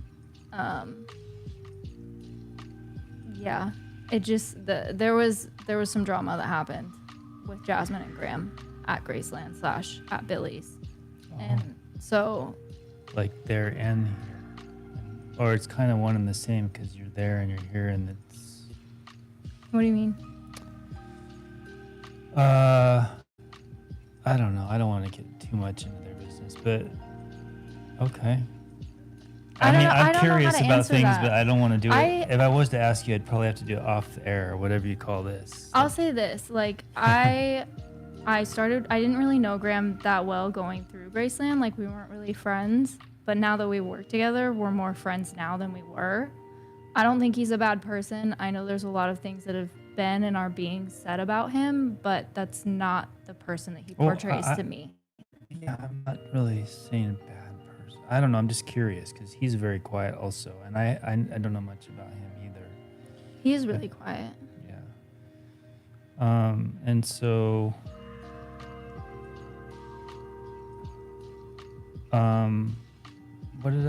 your favorite thing about working there is the community. Yeah. What's the worst thing? The worst thing? Yeah. No, tell me. You could just whisper. I don't know what he's saying. I don't know. Probably,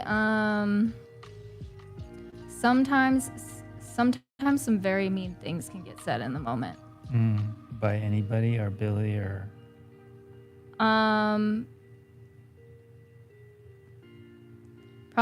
Probably, yeah, by Billy, but there's a couple other people, but it's very like straight feedback there, if you will. Which that's what we get at Graceland too. It's just sometimes some things are said that I think are coming out of feelings and they don't mean it. And they always come back to you later. Like that person will always come back to you later and be like, yeah, that was kind of. That's hard, and you gotta like sit there with everybody and continue. Yeah, like I have a very like, what's the word I'm thinking of? I kind of just, I have a reaction every time that no matter what's being said, I kind of block it out and I'm just like, yep, you're right. Like I messed this thing up or this thing didn't go right. It's fine. I'm going to keep doing what I need to do right now while you're having your moment and we'll come back to it later. Because it doesn't matter. There's no point in sitting there and arguing and being like, oh, well, this happened or I was right because it doesn't matter. Just keep doing what you're doing, get it done, do it right next time. So where are you from? Curious. I'm from Missouri. Missouri. I don't even know where that is, but it's Midwest somewhere. That's cool. I think like do you know like baseball? No? I know Billy's a super baseball fan. Football? No? It's the only way I know how to describe it. I don't watch football or baseball, but like Chiefs, the Royals, North Kansas City, corn, cows. City. Missouri. Cool. Yeah. Right on. So you're just gonna stay here in California now, huh? Probably. Well, my parents are here. They're just 3 hours away. Oh, so what were you doing in Missouri? I grew up in Missouri with my parents there. Oh. But I grew up there, and then I moved out with my sister to Colorado, and she's had a little family and all that, and my alcoholism started making itself known. And then I came here to get sober, and I've been here for, I think, like almost 4 years. And I'm on try number 2 of getting sober. Made it another year, but that's my thing. I'll make it a year, and then... Oh, really? Yeah. I don't know why. Oh, shit. So you're on shaky ground right now? Yeah, a little bit. Uh-oh. Yeah. But then my parents moved here, and then my sister had her own issues with her husband. She moved here. Now we're all out here. It's weird. It's like I followed my sister, and then she followed us. Oh. So where do your parents live? They live up in Visalia. Oh, I know. Like, that's sort of like agricultural area. Yeah, like where the sequoias are. Oh, the sequoia. Yeah. My dad always, it's kind of funny. He always wanted to live by Three the Rivers. ocean. Do you know Three Rivers? Three Rivers. I was looking at land there. It's cheap. Yeah. And it's like beautiful, but you can't work. There's no work around there. No. No. Another reason to be grateful for Graceland because they got me the ride out here. Oh. I tried to look for work and things like that. It was very difficult. But you had insurance. Mm-hmm. Right on. And you got a job and you got a community and you got your whole life ahead of you. Mm-hmm. Don't drink. Right? Yeah. That's cool. So I don't know what else to say, but. And I see you around, but I don't know who you are. Oh. Who am I? I don't know. So like the whole ridge thing, you get very enmeshed. Mm-hmm. And I was Pat's sponsor for a long time, but I became almost like surrogate family at this point.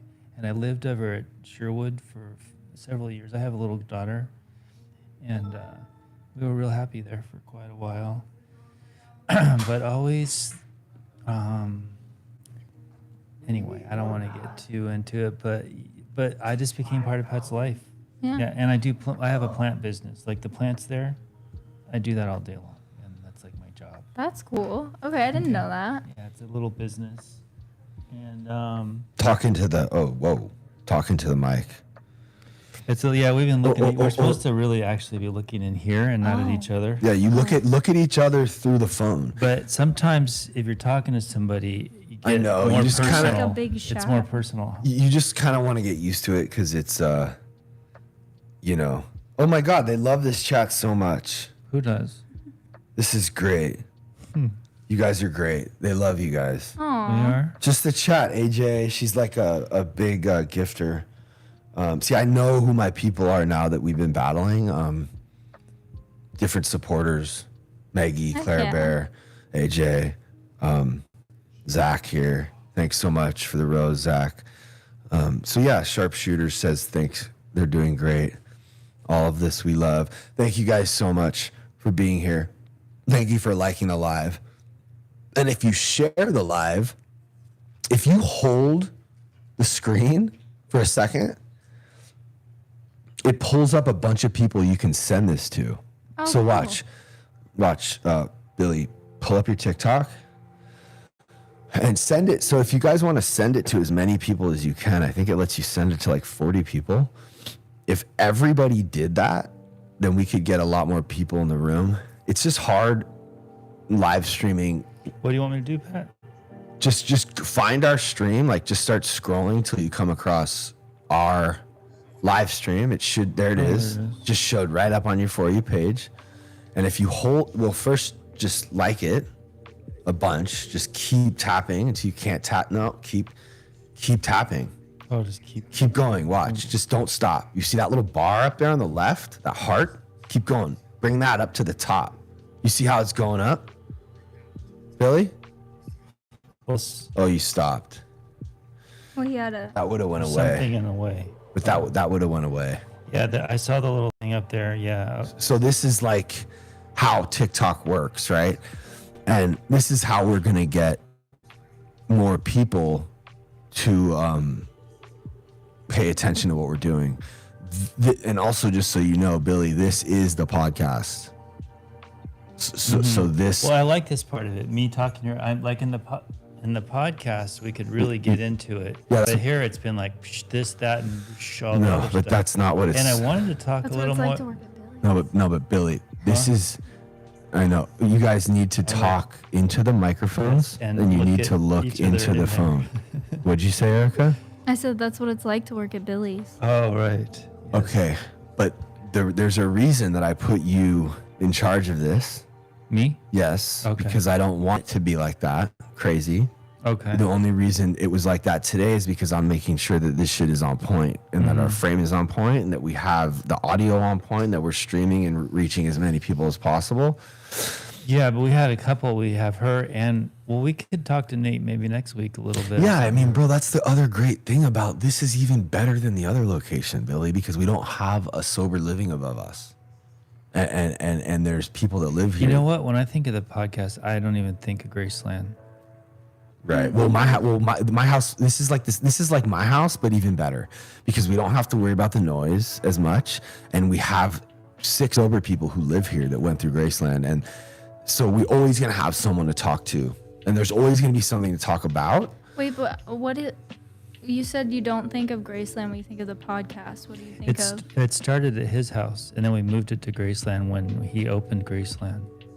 Oh. Yeah, and so at his Yeah, house was my I mean- heyday. I kind of feel like because I really enjoyed this. Yeah. Like I could go deep into this, and it was pretty cool. Well, they're loving it. What were you guys talking about? Stuff. I was getting to know him. Yeah. He's telling me who he was because I've seen him around like everywhere. Yeah. At Grace, like for the last 2 years, I've seen him around, but I don't know who This he is my sponsor. So you just told me. Yeah. So Nate's Pat leaving. is the way he is because of me. I don't think I believe that. No, we helped each other a lot, and we had the same home group for a long time. And at this point, I don't know if I'm really a sponsor, but if shit goes down, we talk to each other. Hmm. Yeah. So have you told your sponsor that, like, so a year is kind of a scary spot for you because you. Yeah. So how many times have you got to a year and drank? We're not supposed to look at each other, but I'm sorry. Twice. It's weird looking in there. Twice. Twice? Okay. Yeah. Technically, though, the first time I don't really count because I was smoking, so I was like California sober. Oh, for Graceland. Okay. Yeah, and then I had like a. So, It wasn't even a 2-month is run, really and I went to your Graceland. poison.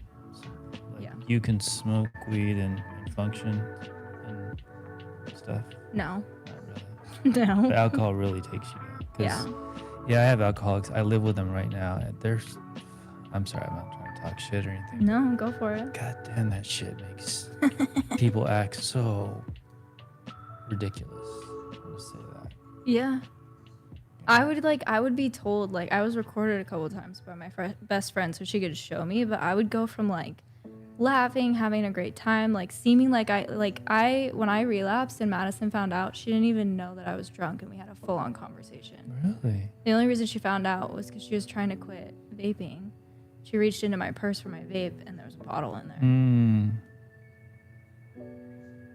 But I've had people like tell me, like, I'll go from seeming straight fine sober to just like on the ground, like curled up in a ball, crying and then laughing, like just like a crazy person. And like my thing was if we were ever at like a social event, I'm a big isolator. I would start out at the social event and then eventually be lost because I would leave. Like just walk out. With drinking. Yeah. If you're drunk. Yeah. If I'm sober, I'm gonna sit there and I'm gonna whatever. When I first got socialize. sober, I used to be so shy. I've gone to like sober parties and stuff and never got out of the car. Yeah. Yeah. So I feel you. And I used to be so scared about speaking. You know, like COVID sort of changed everything, but there was a lot of meetings where you get up front and talk, like speak or share or whatever. I was so terrified for so long of all that stuff, but now I just don't give a shit. I'll just get up and say whatever. Like, nobody even cares, and actually they appreciate it. Yeah, like they just they need someone to listen to. So you're just like being of service, but it's hard getting over that, being shy, because I could tell you're shy too. I've gotten better though. Yeah, totally. Yeah. Working at Ridge, I mean. I always want to say Ridge. Working good. with the Ridges. I just say Billy's. Yeah, Billy's, yeah. But I think, no, I got it more from Graceland. Like, me being the way I am right now, like, I kind of attribute all of it to Graceland. Right. Because they pull your covers all the time and stuff. Yeah. Well, and being in that environment, like just like with a bunch of people and like everyone's just kind of. You're good. Everyone's just kind of like saying straight up to each other what's going on. Like I find the benefit in that, whereas before I would be like, oh, that's mean, or like, why are you telling them that even though it's true? It's not mean to tell someone the truth, even right though. But it's usually the hardest thing to do in the moment, and sometimes you get in trouble, but in the long run it's always the best, because if you don't have truth, there's no foundation. You can't go anywhere. There's no where to grow from. But I mean, like, that's even helped me with my biggest thing was my relationship. Or one of my biggest things was my relationship with my mom. It was really bad. And I didn't talk to her for the first 6 months of Graceland. I didn't talk to any of my family. I wouldn't. But I've been able to pick out now, like, things like if I were to tell my mom, like, some straight feedback that's very honest and true, she does not take it well. She can't handle it. Like, even, like, I'll give you an example. The first time I went back up to see them up in Visalia, they had a bunch of stuff in storage for me and I was getting it out. And she had all these other extra things, and I told her, like, before I even got there, I was like, no, I don't want those things. I don't want your couch and 2-bed mattresses. Like, literally, I was like, no, I don't want those things. I told her very nicely multiple times before getting there. And I showed up and she asked me again. And I looked her straight in the eye, and I wasn't mean. I wasn't like yelling at her or anything, but I was like, I'm going to tell you one last time, and then I'm not going to answer you next time that you ask me. I do not want these things. You can get rid of them. I'll help you get rid of them, but please stop asking. And she got so upset and screamed at me and cried and like went in the car and wouldn't look at like, and that's just something I can't do with my mom. So is this normal behavior for your mom? So she's got some issues. Yeah. Sounds, yeah, I think I know someone like that too. I'm not gonna get too into it. But I mean, it helps me though, like realize like I was a little bit like that, thinking like it's mean to tell someone Right. the truth. Right. Or tell someone like straight up like, this is my boundary, this is how it's gonna go. Yeah. Or it's not. Like I And- thought I but had sometimes people will test that shit. And if you have to live with them, they'll just keep testing it for years. That's my mom. But eventually they get it, I think. If you set a boundary and stick to it. Yeah. Me going to, like, my parents didn't believe it because I was getting in the car with some man with tattoos, like, just out of prison, sober, but just out of prison and going 3 hours away from home. And they were like, Who was the man? I don't even remember his name. Oh. He worked at at Stillwater. Oh, somebody came to get you. Yeah. Oh, okay. But they didn't know, like, I showed them Graceland on the computer, like, the night before I was leaving, and they did not believe it. Like, they thought I was going to go mess my whole life up, all this stuff. Like, it was crazy. But you went to get sober. Mm-hmm. And well, that's cool. And it worked. Yeah. So far. Beautiful. Sometimes I lay in bed at night and just tap this while I'm watching TV. Really? Yeah. Is it soothing? I'm just like, yeah. Just trying to help out. Honestly, it is. If I have anxiety, it's kind of soothing. You know, like how Seems people like shake it their got legs? something to do. Like I'm playing with my glasses right now. I got in trouble for doing that when I was grouped. For playing with your glasses. No, I was spinning a can. Oh, you got grouped. Yeah, I was being grouped and I was spinning a can because I had a lot of during. anxiety. And they were like, stop doing that. Oh man, I've been in a few groups. I used to go on Thursday nights sometimes. Man, it's really uncomfortable when somebody won't tell the truth and everyone knows. And they just keep grilling and they finally bust. They always seem, well, maybe they don't always bust. Some people are really, but I think the people who bust get more out of it, right? Because then they finally just let it, okay, this is the truth. But it's kind of uncomfortable to watch. Yeah. It's really uncomfortable. And you like, sometimes like if you don't know what the truth is, like I always took it as like, I don't know what to believe. But it was like really difficult sitting through it for hours. And then sometimes I would be like everybody else would be right or half the room would be right. And that person that's in the hot seat is lying. And I would be the one that would be like, no, I believe them. They're not lying. There's no way. And I would feel bad for them and then find out. And I would be like, oh, those fuckers were lying the whole time. Damn.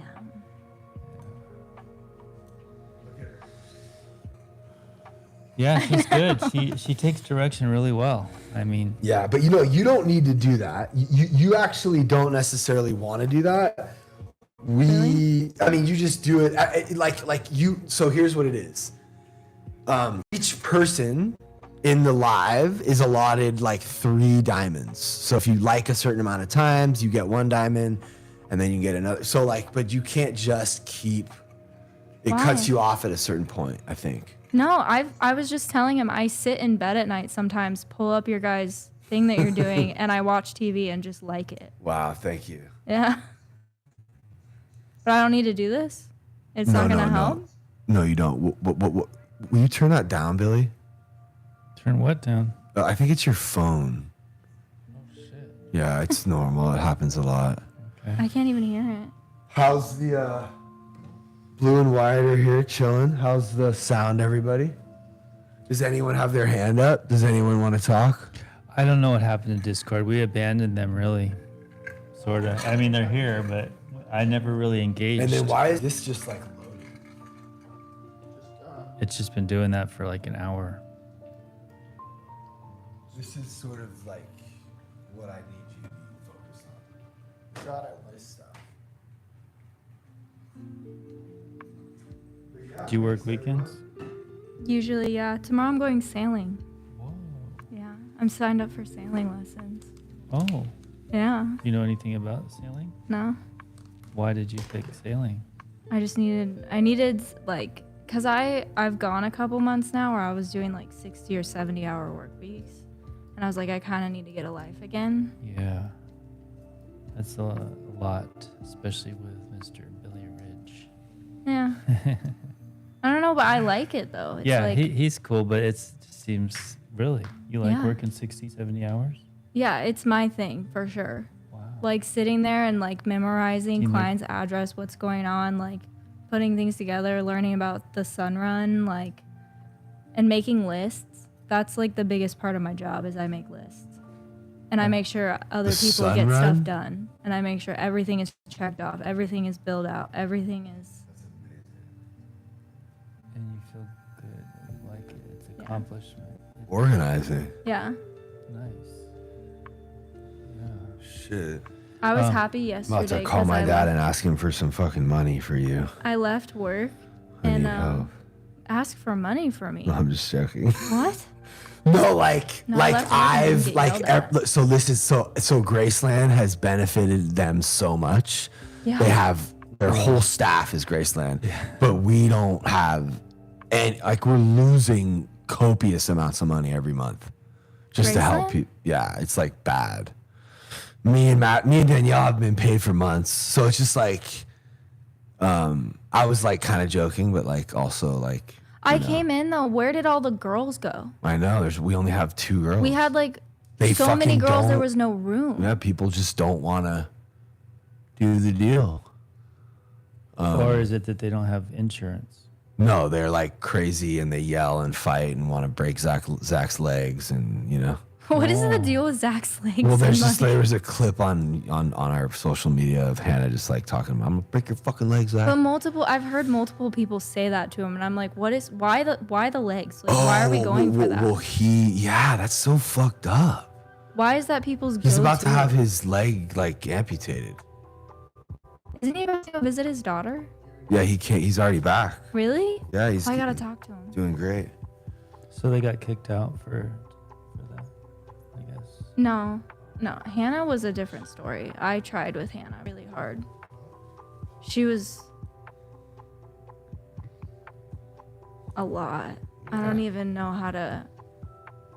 Like, she stole her phone from me and ran away. And I was so scared for my life. I ripped it out of her hands and I thought she was going to hit me. And I was prepared. And she didn't. She's a little scary. She did the day she left, she got in my face because I went up to the closet to like talk to her. Like, she was in the girls' closet. I was like, all right, like, I'm going to give you your stuff. Like, I got the okay. All right. Like, you can go. She stole the house phone, and I went into the closet, and she got in my face, and she was like, I'm gonna like beat the something out of you. And I was just like, all right. This is a girl at Graceland who Erica was actually helping with. Does everyone understand what we're talking about? Yeah. There was a resident at Graceland, and I was like trying to help her. You were like staff at that point? I was like step-in staff, kind of graduate staff. But basically, yeah, like no one was there that weekend, and I was just like, all right, okay. And other people had tried, and I was like, okay, I'll try, see what happens. And she just, anything sparked her and pissed her off. Like anything I could have said or like not said, like she would find something to be upset about. And I was like, it's not what I meant. Well, that's or good training not. for being dealing with confrontation too, right? Because that's major confrontation. Yeah. Yeah, it was. And so you're going same tomorrow. Yeah. That's cool. Thanks. Wow. So I love the ocean. I'm actually going to the ocean tomorrow. Really? Surfing, yeah. But I'm trying to get over my fear of getting like swimming in the ocean. yeah. Well, it can be gnarly, but there's been no waves for like a month right now. I've been going for the past few months, like a couple days a week, standing in front of the ocean and trying to get in. Really? Yeah. It's cool. Well, I mean, you don't get in though because where do you go? I used to. I go to Point Doom. It's my favorite one. Okay, Point Doom, where you go down the stairs, or Point Doom you drive in? Okay. You know, if you were to drive from here to Zuma, right before you hit Zuma, there's a turn.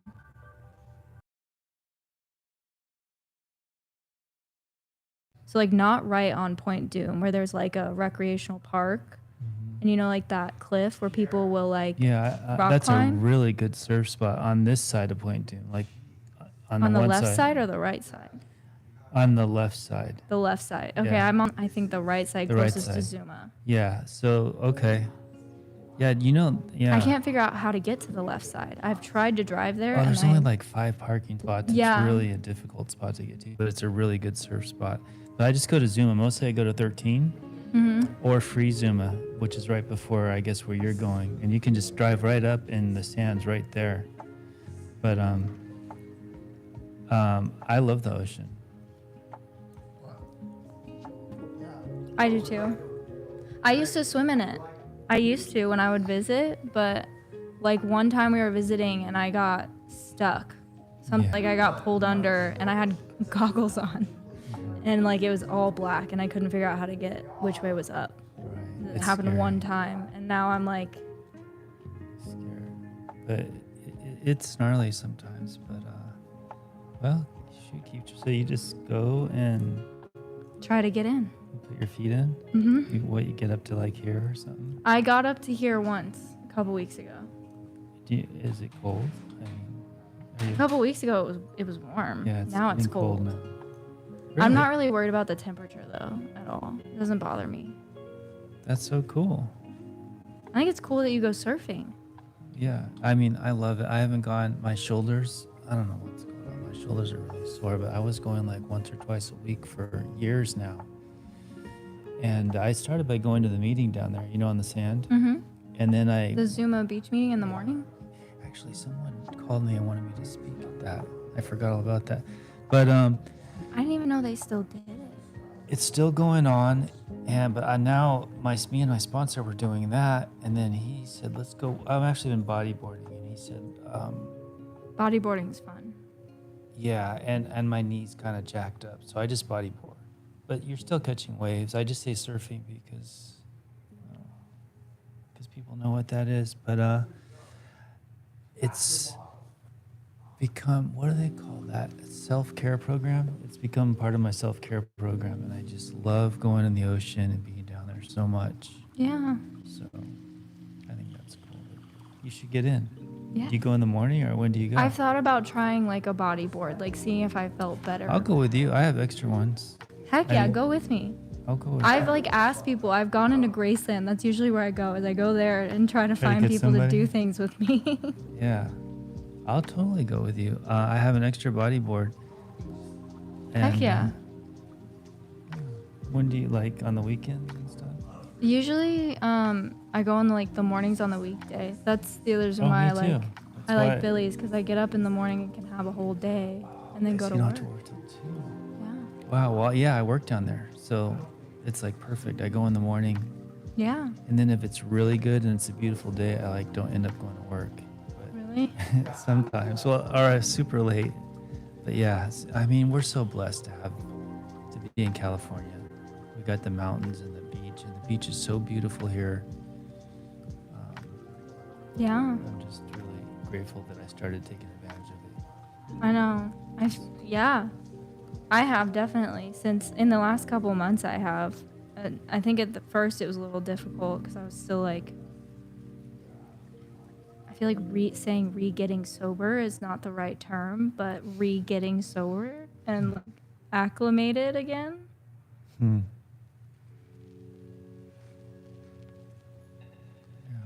Is that the Zuma meetings on Wednesday, right? I think it's every day except Sunday. Is it really? Maybe Graceland just went on Wednesday. Did it change? I mean, it started during COVID. They had a meeting on the sand there, and it's just been going. And as far as I know, it's at Tower 10 every morning at 8:30, except for Sunday. I'm gonna have to start going to that. Tower 10. See, I don't even remember. That's pretty cool. You have mornings free, always. Yeah. I try to get up at like 8 every morning, and I start my day. At 6 tomorrow. You have to get up at 6? I have to get up at 7. I Really? have to be in Marina Del Rey by 10:30. You're going sailing. That's so crazy. So you just signed up for lessons and... Well, so my parents did it when they first moved out here, because they moved out here before me. Oh. But they live 3 hours away, and I was like, I reached out to them as I was just thinking about it, and I was like, that would be cool, and like, I don't know, because when I went with them last, I was in my alcoholism and did not enjoy it and was ill. Oh. It wasn't good, and I asked them, and they were like, yeah, these are the people we did it with, and I just linked up with them, and I asked how much it was, and it's not expensive at all. Really? Yeah. Oh. There's like $100-something deposit fee per family. So my parents already paid that when they did it. So they didn't charge me for that. So now it's like $50 for once a month or $80 for twice. Wow, and you just get in those little teeny boats, little sailboats. I don't know you which even boat know? it is. Wow. That's Well, how long it's been since I went last. Like I don't remember what the boat looks like. I think they have multiple boats. So you're like working a fucking lot, and you just want to do something relaxing, like a hobby or something. Yeah. And get out in nature and stuff. Yeah. It's so important. I mean, I used to do more of that. I was like hiking and running, but my ankles started hurting. Yeah. I Like that's moved- what I used to do in high school. Like since high school, I would go hiking like every day after school. When I lived at dad just Sherwood, said I he's would gonna just make run Graham around come. because there's trails there. There's a Where? really pretty at Sherwood, Oh. but now I don't have that. What did he say? He's like, he'll be there. Where? Group Thursday. Really? Yeah, What's I mean, happening Thursday? I would like for him to just be cool with everyone again. Why is he not? Mikey? Who's he not cool with? I don't know. Wait, sorry. Who's The he house? not cool with? What are you? Well, Does he since come to when? the house? Is he cool with Madison? Yeah. Wait, what do you mean? Since when is he not cool with like the house and stuff? Graham? What about Graham? I'm talking about Graham. Oh, Graham's gonna come. Yes. I thought you were saying your dad. No, I've No, been my telling. dad's gonna make Graham come. No, that's awesome because I asked Right. Graham. I said, "Can I invite you to TAC?" And he said, "Yeah." He's like, what time? I'm like, well, he's like, what time? I'm like, well, I don't know if he's like, I'll make it happen. What time? I'm like, Thursday. He's like, when? I'm like, Thursday. He's like, all right. I'm like, but you know, he's like, what time? I'm like, 8 o'clock. Group starts. He's like, he'll be there. I'm like, well, what if he does? Hey, trust me, he'll be there. Hey, can I ask you a question, He's Pat? like, trust me, I'll make sure he's there. He loves flexing his fucking Godfather bullshit, you know? Like, he low key does it. But hey, this is literally for the good of everyone. Yeah, like, tell him, bro. Explain it, though. No, but I can't hear you, and you're the wizard, and we need to hear your voice. Oh my goodness. I said we should never have somebody that's like close and working with like our resident or graduates and stuff. Yeah. Just feel like he's not a part of. Yes. And we shouldn't have like weird hostilities and stuff. Like I if he's gonna be completely living agree. around here, he should be able to come here and Graceland and hopefully sponsor people. Yeah, he needs a community. Like he's lonely. Right. I asked him. I was like, "Who do you hang out with?" And he was like, "No one." And it's not like he's just is it by himself. Like is- he's showing up to Pat's dad's house for work. Like, Is it because he didn't graduate that he was like on non-com originally or something? And Yeah. but now he still works for your dad, so it's gotten a little like it's a new kind of. Yeah. So when Graceland residents come over, they can talk to Jasmine and me and everyone else, but not Graham. Yeah, that's sort of because he's out of the house and everything. So maybe there should be a time limit or apply something. for friends and family. day. Yeah, that's it. That's what we're gonna do. Well, I mean, will you just tell everyone? Will you just alert everyone? Just send everyone a message. Well, wait. Can I Pat text? just got off the phone. Can I text Graham? No, please don't do that. Oh. I Why? mean, let my dad do that part. What? It's right? easy. Well, just I don't Okay. do whatever you want, I guess. But like, I know. don't you think that like mine's been we that should way just for like a decade? Yeah. Or no, you know let your what, dad do Erica? it. Why don't you just do this? Why don't you just tomorrow just see what? I'm gonna be on a boat tomorrow. Whoa. Well, what day is it tomorrow? Saturday. Okay, well then just Monday. Just I'm sure that you'll make sure. No, Graham's gonna be the only one in the office tomorrow. Billy can talk to him. Yeah, but then on Monday you can sort of make sure the ball is like actually rolling. Okay, I'll That's ask what's him so about it. amazing about having you involved is like now that I've mentioned it to you, which is kind of funny that Oh, my I'm dad. stoked. It will make sure it actually happens, because my dad, like he wants to do it, but like it might not happen. He's just gonna forget. I gotta get. And then I don't want to bring it back up, and Okay. so I actually do think it would be helpful for you to just sort of make sure it, even though it is scary for me. Well, wait, why would you go tell everyone if you don't want anyone to tell Graham? And you let Right. your dad Okay. do So don't tell everyone. You're right. it? Like Wait. You didn't do that yet? Okay, you know what? You're right. Well, no, here's what I want to do is I want to ask Madison Yeah. what she thinks. That was my point in telling everyone, like, is this chill? Can he come on Thursday? Yeah. You know? So maybe could you just like see what Madison thinks? You want me to? And that, cause then you can like talk to Graham too. Yeah. And then you can like you can And like, what? We just want him back. you can sort in of the community? middleman the whole thing, you know? Okay. I'm like actually really glad you're here. I'm really excited for this because I asked Graham. I've been kind of like going around the bush a little bit. Yeah. Like every week or so, and I asked him straight up a couple weeks ago. I was like, "Would you come to TAC?" And he was like, "Yeah." And then I asked the people who live here. I was like, "Would you guys care?" And they were like, "No." Why not? Yeah, so let's squash it. Which is kind of weird for Jasmine. She'll get over it. Yeah, and they're not even like around anyways. You know, like, well, what do you mean never? They were coming to group like a lot. But they were before that, which is more than I can say than for most people who, Well, why don't we invite her? please. See, this is something maybe you can help.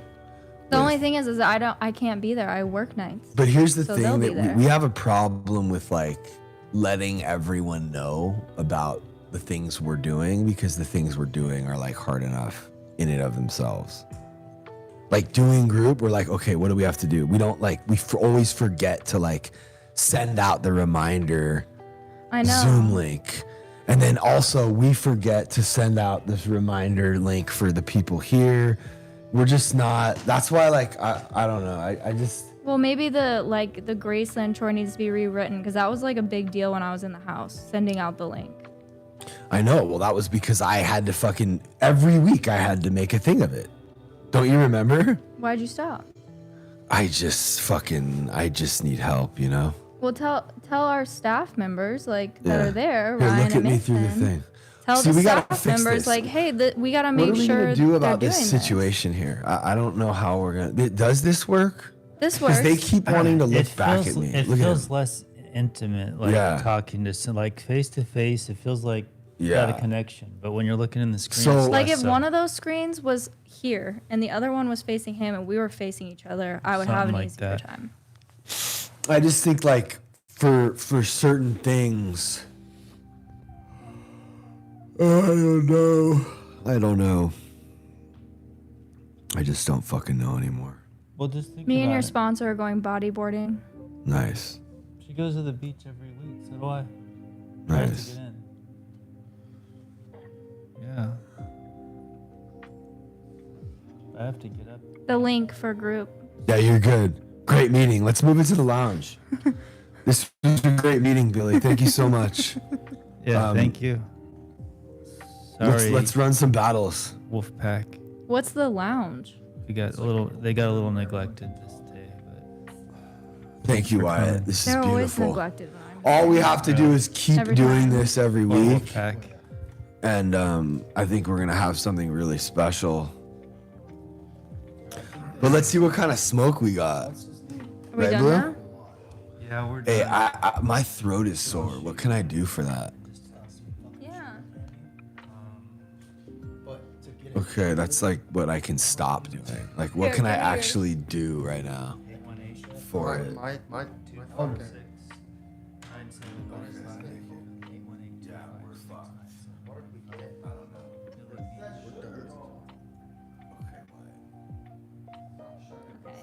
Billy B.